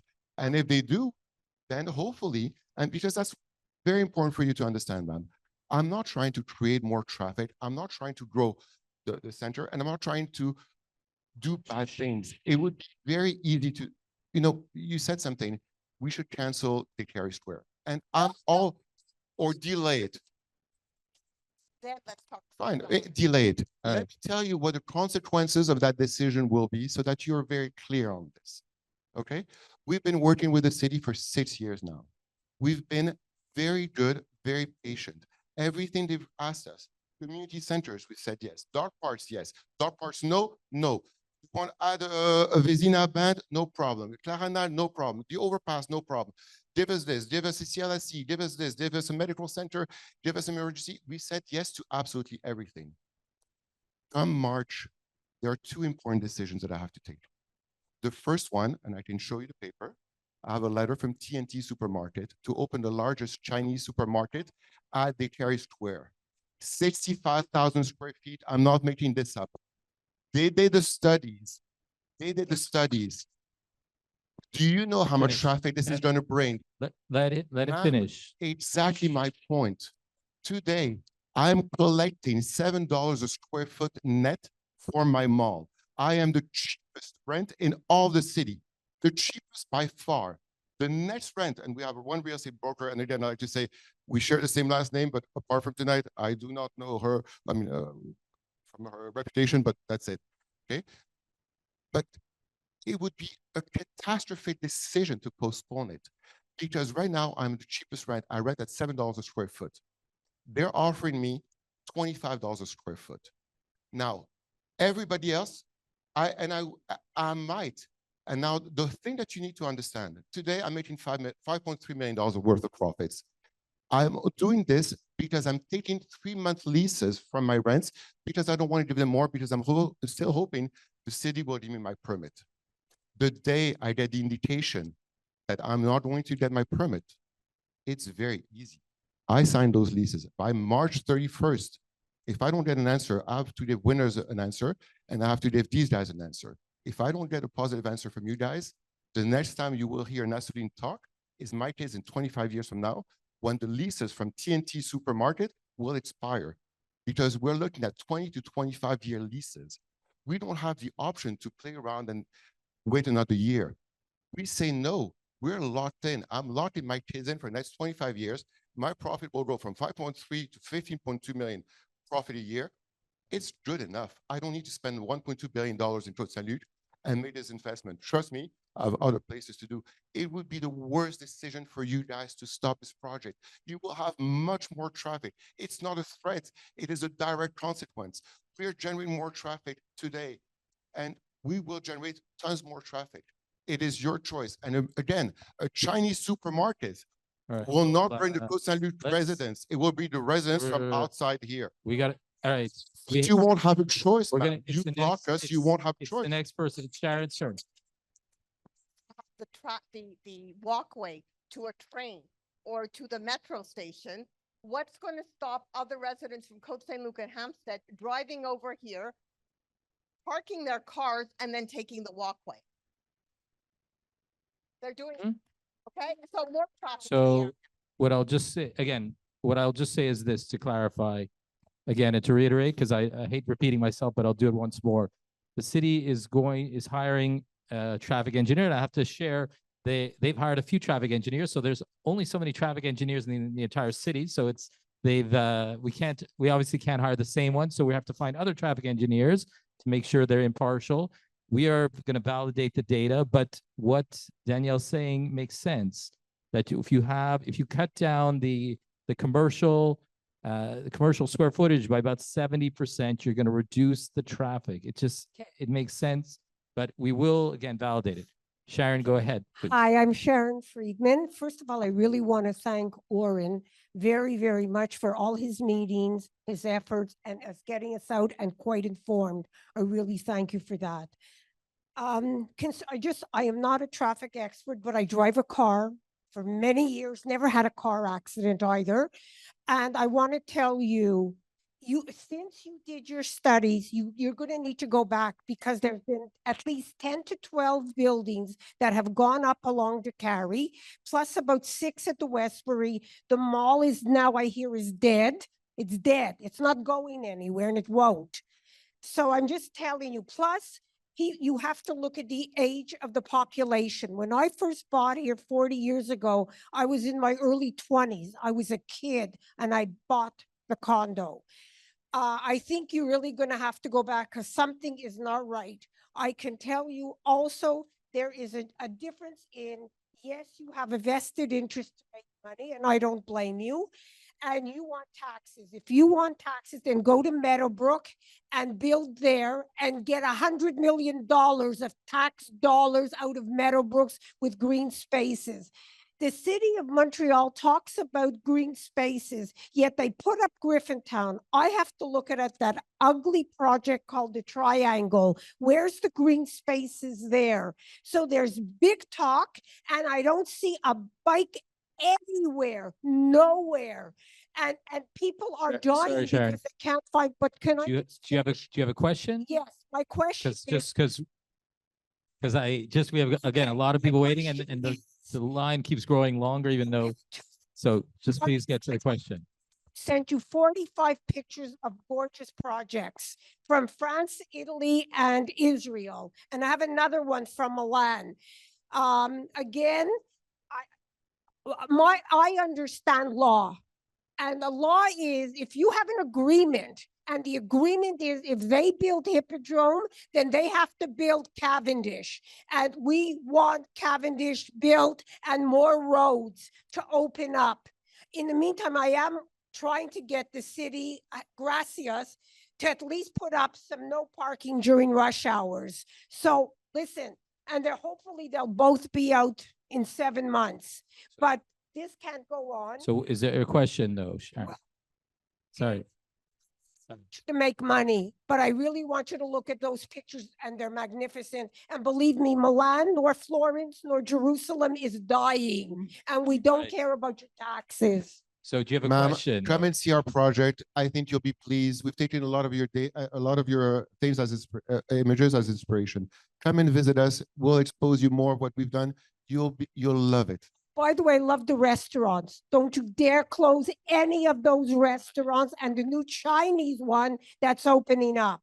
So don't close them. Right. You don't have me. Thank you for the Thank feedback. you, Sharon. Thank you. And I'll just want to say briefly, the goal of the city, just to be clear, the goal of the city, if I may, is to develop gray areas. So for example, you saw Councillor Burke who showed the heat island effect. This is really an unsightly area. The goal is to develop and turn places that are gray or brown green. The goal of the city is not to take a green space and turn it gray. So I'm saying in terms of developing Meadowbrook, it's not something that we would desire to do. And the cost to develop Meadowbrook, because there's no infrastructure, there are no pipes, there's no roads, the cost, whatever money would be made, we would spend much more than that on basically setting up the infrastructure.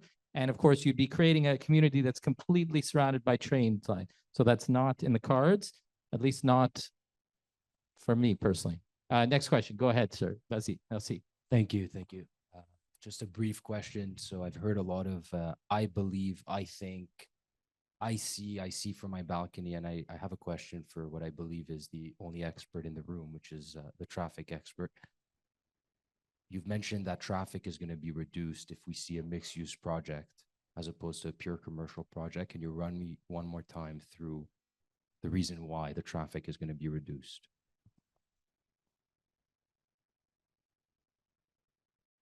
It could be brief. Maybe just a 2-minute kind of summary, s'il vous plaît. My name is Geneviève Lefebvre. I'm from CIMA. We did the first traffic studies. I will go in French because it's easier for me, okay, but I can answer questions. Is it okay? C'est parfait. OK, merci. En fait, ce qu'il faut comprendre, c'est que actuellement, il y a à peu près 500 000 pieds carrés uniquement de commercial ou clinique médicale même. On rentre ça dans l'usage commercial. Le but du projet, c'est de proposer un mix d'usages. Donc, à peu près 200 000 pieds carrés de commercial, des unités résidentielles et un 80 000 pieds carrés de bureaux. On appelle ça des TOD, des Transit Oriented Development. On vise avec la passerelle, ce qui est quand même la passerelle et l'aménagement de quelque chose de plus intéressant pour les piétons, les cyclistes, même pour les piétons, pour se rendre au métro Namur de l'autre côté. On appelle ça un TOD. Idéalement, on aurait un jour une future station de train. Mais donc, quand on a un projet mixte, on ne génère pas le même nombre de déplacements que quand on a du 100% commercial ou même du 100% résidentiel unifamilial. Votre référence, c'est votre maison unifamiliale. Vous possédez 2 voitures. Il y en a peut-être une ou moins qu'une normalement qui sort pendant l'heure de pointe. Avec le projet qui est proposé, c'est vraiment un mix aussi d'usages commerciaux, d'usages résidentiels. Il peut y avoir des résidences pour personnes âgées qui ne génèrent que très peu de déplacements le matin. Du multi-étagé, ces gens-là ont comme habitude de posséder moins de voitures puis d'utiliser plus le transport collectif. On est à 8 minutes à pied. La station de métro, si on améliore le lien vers la station de métro. Et donc, comme il y a des bureaux et un peu de commercial de proximité sur le site, ce que les études nous disent, c'est qu'il y a un échange entre les usages sur le site et donc, on génère moins, on produit moins sur le réseau avec ce type de projet-là qui est mixte qu'avec un usage 100% commercial. Donc, c'est la clé, c'est d'offrir un développement qui est mixte. Si on ne reste qu'avec du 100% commercial, ben, on génère plus de...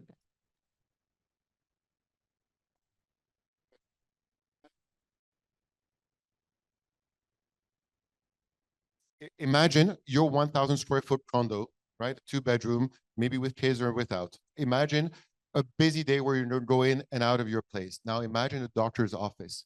Imagine how many patients will walk in per hour. It's probably a multitude of that per hour, right? So all in all, right, we're looking at a ratio of about 10 times. And all we're doing is just simple, basic math. Is for every 1 square foot of real commercial space, I'm asking for half to a third back in residential. So the trade is always positive in the city's favor, in the traffic's favor. Donc cela expliquerait pourquoi, par exemple, l'immeuble résidentiel derrière le Square Décarie a bien moins de trafic à Hampstead, par exemple, qu'en sortant du Décarie Square. En complément, les chiffres qui ont été utilisés pour la théorie, pour l'appliquer, de notre côté, on est allé compter ce qui entrait et ce qui sortait des 3 bâtisses à l'arrière. Ça jive. On est dans le même ballpark. Wow. Ils n'ont pas soustrait de véhicules, ils n'en ont pas ajouté. Hein? Ils sont conservateurs. Ça fit avec le profil de génération d'auto du secteur à Côte-Saint-Luc. Donc la seule question qui reste, c'est si on a l'opinion des experts qui sont là, pourquoi est-ce qu'on est en train d'écouter des opinions personnelles de absolument tout le monde au lieu qu'on a des experts? Pourquoi est-ce que la vie ne se base pas sur des études d'experts plutôt que une étude personnelle ou une vision de mon balcon? Merci. And I know intuitively, thank you very much. I think, you know, it's a hard, very much for your comment. I think it's hard for most people to understand that, you know, residences consume less. I hope we've been able to make the point clearly today. The commercial center and the status quo is really not an option for Décarie Square. It's not an option for you guys. I mean, it is an option for me. I'll keep on making money. My kids will make money, but it's really not a good, viable option for the future. The math is simple, easy to understand. Every square foot of residential consumes 10 times less traffic than a shopping mall. And that's all we're trying to do is just reduce our commercial footprint, get a little bit more of residential density so that we can make some money. And that's all we want. All right. All right. Well, thank you for the question. Merci. So like I said, we're going to go a few more and then, but we're into overtime. So I'll ask everyone to maybe keep it to 30 seconds for the question. 30 secondes, s'il vous plaît. Ironically, I remember when Royal Mount was about to be created, and we heard all the experts all over CBC telling us there wasn't going to be any extra traffic. It wasn't going to create any issues on Décarie. Nothing, zero, zippo. I just want to remind everyone of that.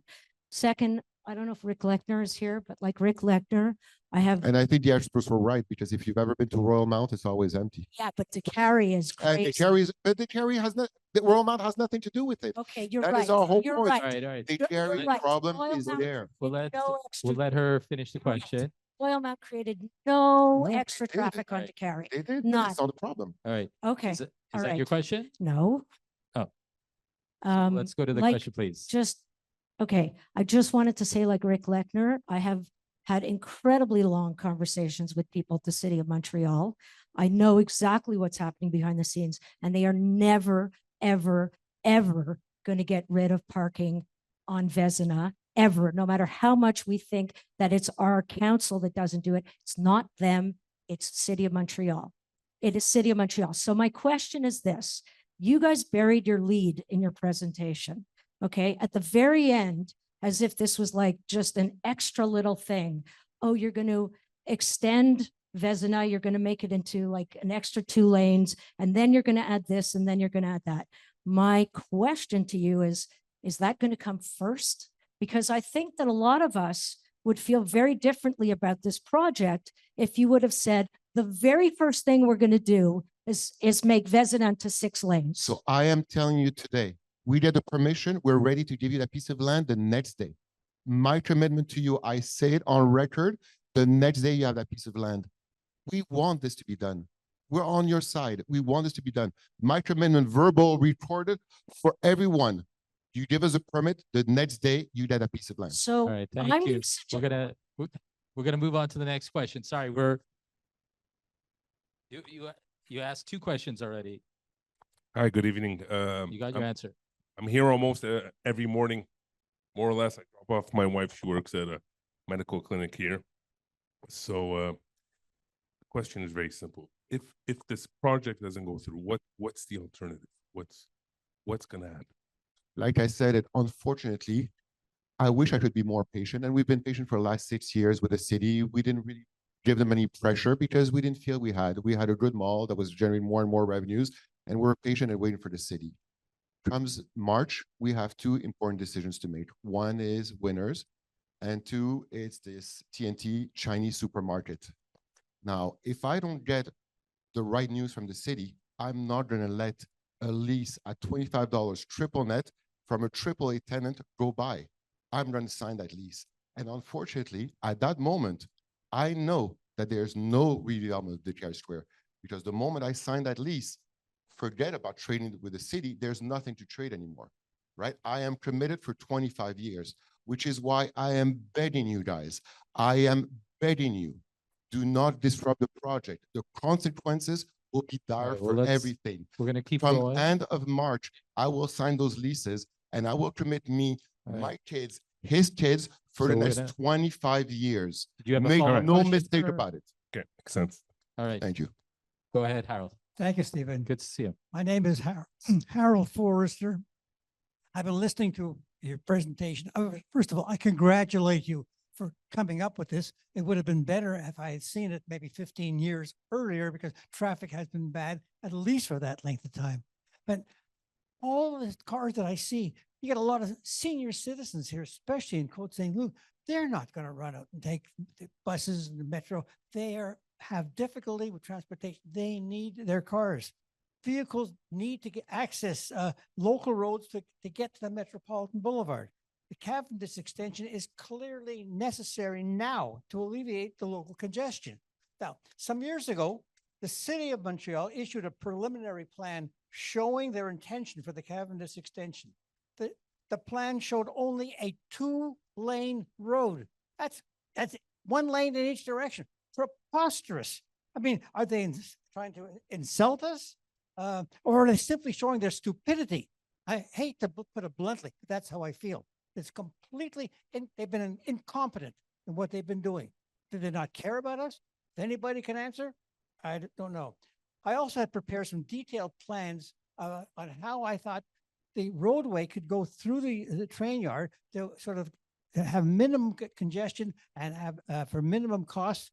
I gave copies to the city, some of the city councilor, without mentioning names. They said, thank you. I'm sure it's filed somewhere. They said it's not their job. They're not engineers. It's too soon. I get nowhere. Nobody wants to call, discuss. Anybody who's been able to get to the city, you're lucky. We've opened our doors to everyone, and if you have comments, come and see us. Maybe I'll We'd let gladly help. Well, one second, Harold, were you done your question? I'm done. Thank you Okay. very much. So maybe it's a very good question, but maybe I'll let Councillor Burku respond briefly because about the Cavendish extension. If you want, I'll just say briefly that Councillor Burku has been working on this along with the mayor tirelessly. So do you want to answer briefly or no? So the Cavendish extension is in the Montreal urban plan, and the modality of transport that is in the Montreal urban plan now is a tramway and bike paths. That is in the Montreal urban plan.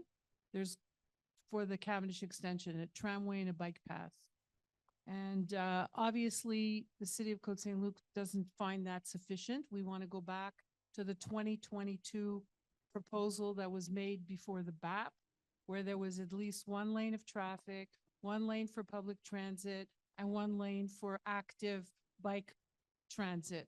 You're talking about a very short distance, which is, in the case of Cavendish to Royal Mount, it's about 500 meters. And in the case of Royal Mount to Cavendish and Saint Laurent, it's another 500 meters. You know, I just spent 6 days in London, England, and people move around in London by train, by bus, by subway, by tube, by conveyor belts, right? I really have a different vision of Décarie than all of many of the people who are in this room. I feel and I see it. The Décarie corridor is going to transform itself into something completely different. 10, 20 years from now, it is not going to look like it looks today. You're going to see bridges like you had at the Royal Mount. You're going to see underpasses at Clanranald. You're going to see conveyor belt type, you know, like when you go into the Heathrow, I took a, you know, the escalator, conveyor belt, 200, 100 meters, 200 meters, 300 meters. I did about 500 meters of moving around in 3 minutes. Literally, I counted, I measured, I filmed. So we're going to be moving people in all kinds of different ways. In this development project, you're going to have communal tow. You're going to have residents who are going to take their bikes. Yes, you will have them. You're going to have people who are living here who are going to take all kinds of alternative modes of transit. It's the way of the future. We didn't think 5 years ago that Royal Mount would actually build a bridge across Décarie. They did it. They did it. And there's many ways, you know, I even met with traffic engineer, with a train engineer. I said, why don't we put a you know, like we had it at Expo 67, right? The A self-propelled train that doesn't have a driver. right, exactly. Never mind. So all these things, these are mobility options that are going to happen in our lifetime. I'm convinced of it. But we need to have a certain ridership, and we need to have the density in order to make it happen. And that's the way I see it. We didn't mention one thing, but because it's not going to be available for only our tenants, but part of our mobility hub is one little train shuttle, self-driven, fully electric, that takes passengers from the mobility hub to the metro station. All right. Okay, it's just all the parts of things that we want to do just to make people access easier. Councillors. Thank you. Thank you, Harold. Councillor Spag wants to say a quick word, and then we'll take. Thank you, Stephen. I just want to respond quickly to Dita's comment, and I think it's very, very important. And as much as I can appreciate Dita traveling and going to the UK and seeing all these nice places, 5 to 10 to 15 years from now, Décarie Square will be exactly the same way it is today. It's not going to change at all. The gentleman who came here and talked about bringing his wife here to Décarie for work at the medical clinic, he's not taking a conveyor belt. When I'm bringing my kids to school, I'm not taking a conveyor belt. I don't know what you're talking about when it comes to these things. We're not traveling 500 meters at a time. We're traveling to go to school. We're traveling to go to work. And the issues that are real to everybody here today is between 7:30 and 8:30 in the morning. On Vézina, contribution from Côte Saint-Luc, NDG, Montreal West, Hampstead, and the clinics. I'm sorry, sir, I'm talking. I don't know what you're doing right now, interrupting me. Okay. So we let the traffic expert or say back talk. Pardon me? Are you a traffic expert now? I'm not a traffic expert, but I'm going to tell you this. If you're going to sit here today and tell all these people that between 7:30 and 8:30, your mall is I am not the traffic experts are. It's like going to see a doctor and disbelieving his diagnosis. It's all right. You can go. You are not a doctor. You cannot make a diagnosis. We're You're not a traffic expert. You cannot make a decision. Hear the people here And Oren, the people should know that you never came to see our project. You never offered a single solution. You never asked a single question. It's not your turn right now. Sorry. Look, excuse me. It's not. Excuse me. Excuse me. Both. We invited you many times. You never came to sat once. You never saw the project. Not once. You're a liar. Excuse me. All right. Excuse me, both of you. Sorry. Okay. We want to maintain some decorum. Okay. We're going to maintain some decorum. So I'm just going to reiterate a few points. So again, just to be crystal clear, the goal tonight is to give you information. Your job is to take that information and make a decision and come up with further questions and comments and feedback for the council so we can decide what's best. Although again, the data makes sense. My background is in science. I study biochemistry. I'm not a traffic engineer, so I can't claim to be one, but the science, the math, the numbers make sense to me. However, just like I gave the analogy before with Hydro-Quebec, we dealt with Hydro-Quebec and they had, you can imagine Hydro-Quebec is, 100 times bigger than Côte Saint-Luc. They had so many engineers and experts, and we believe them, but we said we're going to check it anyway, and we did, and we validated, and we came up with the same results. We are going to do the test. We're going to check. My belief is we will most likely come up with the same results, but we're going to hire an engineer, and they're going to tell us, and they'll confirm it, and we'll share more information when we have that in the spring, before, again, any final decision is made on the project. But to be clear, the goal is to get information. Sorry, it's not. Sorry, sir, it's still not your turn, sir. I'm asking you to sit down. There's people who've been waiting. Sorry, sir, you already had a chance. Vous avez eu votre chance. Excuse me. Sorry. Excuse me, sir. You already had a chance to ask your question. We have a few people that have been waiting in line. I know I'd said Harold was the last one, but we'll take these 30 seconds because I think people are getting a bit where the goal is.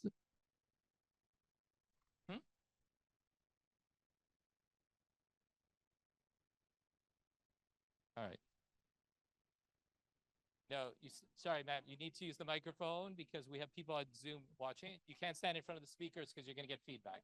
You've got to stand over here. Hello. Okay, here. I was hoping almost to be the end, but I'm not because I just like to set things straight a little. First of all, on a very positive note, I mean, that was really good. And I like the idea of the 15 whatever $million that all the taxpayers are going to receive. Not taxpayers. We're never going to get our taxes lowered. Forget about that.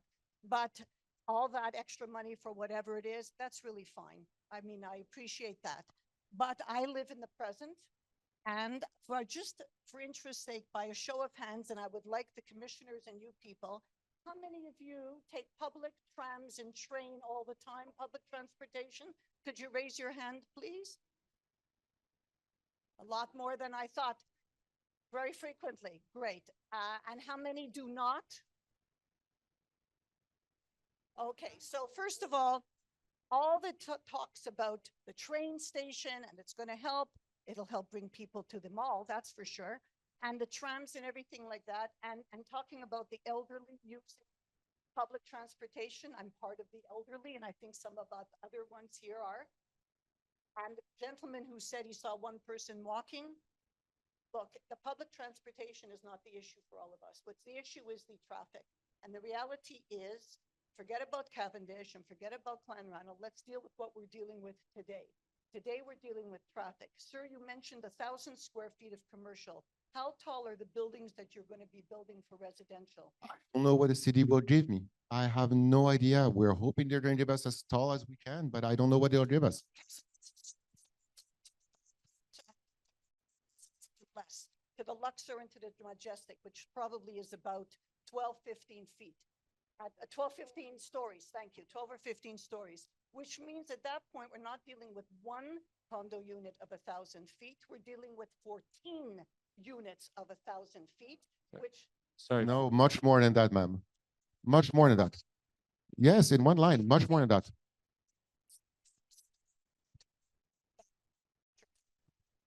And you're building right up from that, just on one line. Yeah. Apartment 1001. Right. 1001, 901, 801, and at the bottom is your... Right. You're talking about 10 units Yes. to that 1,000 laundry person or nail place or whatever it is.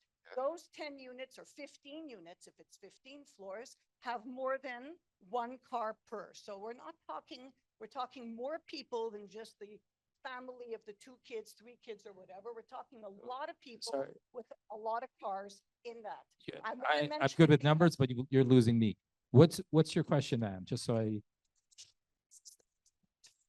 About looking at things, but we're not looking at today. You're talking about 10 years, you're talking about 15 years, we're talking about people who are, the main concern is the traffic. That's all the main concern is. And I have the one question I do want, besides the threat of the TNT, you talk about having all these people use things to make their lives easier in the building. So I assume an IGA, a Provigo, No. a Metro, places? We want to have a fresh food market. The total square footage will be about 50,000 square feet. And the goal is for people to replenish their groceries. We don't want to compete with the Walmart. We know that people will not do their groceries at our store. That's not what we want. But middle of the week, you're missing 2 tomatoes and a little bit of butter, you can come downstairs and find it in a fresh food market. Okay, That's so- what we're talking about. So then 5% of the people living there are not met, since the majority of people need to go. They and need to get- go grocery shopping once a week, man. That's So- exactly what it is. That's so- how we're counting. All right. So I think if We're not going to do 100% of their needs, but so 85. maybe I'll just chime in. Was that was your question? The beginning that you talked about, the density. But you're getting questioning somebody- again the traffic experts in many different ways. So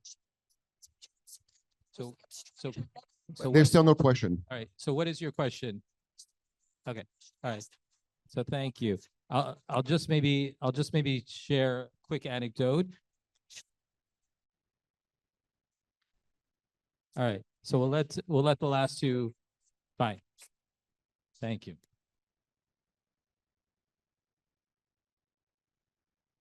Hi, my name's May. Thank you for hosting us. I think it's awesome that you've taken the time to share your vision with us and answer some of our questions. Thank you, Warren, because I don't think anybody would be here if it wasn't for you. At least I know I wouldn't be here if it wasn't for you. And I very much appreciate that. I think the goal of dialogue is to make any idea better.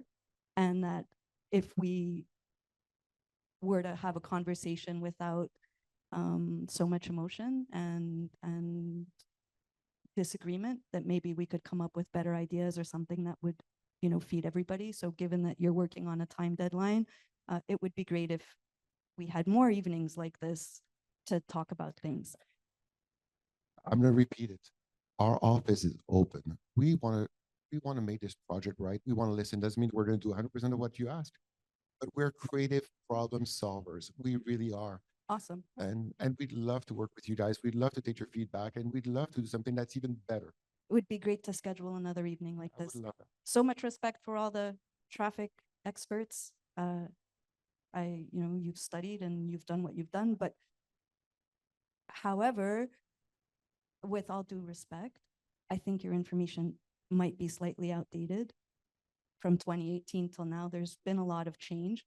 So I am somewhat disappointed that no further studies have been done. And while I do understand that the city is going to do its own studies, and that's wonderful, given the time constraints involved, I'm bewildered as to why no studies have been started yet. Well, that's contrary to what Mr. Assouline said. Oh, those are my time constraints, not the city's time. So, If we're a team, then you got to take that into right. account. So I think, is that your question? Okay. So Sorry, did you want to cut me off as well? No, sorry, ma'am. I'm I mean, just, I don't know. I'm asking you if you're done your question. Thank you I'm for saying having take your this. time. Thank you for setting this up. I hope the dialogue continues and that we reach something that is good for everybody, because there's a lot of good ideas here and there are a lot of very valid concerns as well. Have a good evening. Thank you.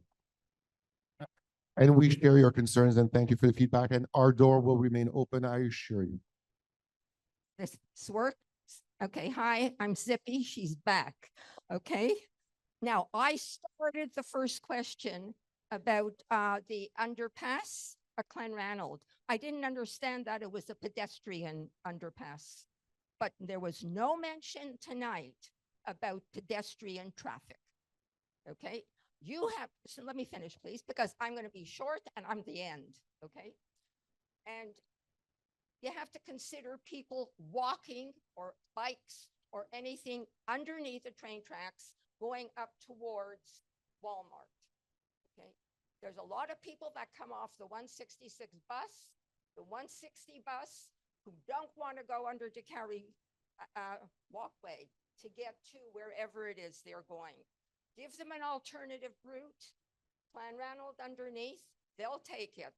Cars are going to park in Hampstead, Montreal, down around that area, leave their cars so they don't have to go all the way around to get to that area and walk underneath. Plus, you have to realize it's right in the middle of a residential area. There are lots of homes with children up north of where we are, okay, of the Viscount. There are kids walking around, kids are on the street. We're going to have people on bikes going up and down underneath, not only going that way, but people coming down from Décarie, okay, going south. And that's what pedestrians do to a community. And if you live around there, you have to live with it. I'm finished, thank you. So- So my question, have you done anything about pedestrians? So again, I'm sorry we didn't emphasize it enough. I think I have the term pedestrian 5 or 6 times on my slides. But yes, it is a big part of our plan. It is something that Geneviève highlighted as well. We're redesigning the whole pedestrian pathways, both inside the Décarie Square, outside the Décarie Square, trying to facilitate access to the metros, trying to do all types of different things that we can to make traffic better, safer for pedestrians.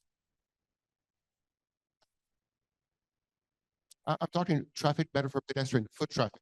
So easier access, better roads, better access. And again, this is one of the things that I mentioned that the city of Montreal is dearly interested in, and something that we can offer them because they want that connection between their city and ours and the rest. So yes, ma'am. All right, I think Rick Lechner wants to have a quick word. I want to leave you with one final thought because I've been listening to all of this and digesting all. You know what the biggest problem in Montreal is? Solo drivers, people who drive alone in their car. Think about that. Think of what next time you're on Vezina, look around you and see how many people are doing carpooling. Keep that in mind, please. Thank you. All right. Thank you. I'll just say really quick, we're going to be staying behind for a few minutes. The counselors, we have Melanie Rothman from Urban Planning Department and the developers, and I'll let the mayor have the last word. Anyway, thank you very much. I think it was very informative. Thank you, guys. I know you all did your best. It wasn't an easy audience. You don't expect it to be. This is not difficult. So thank you all for everything you've done.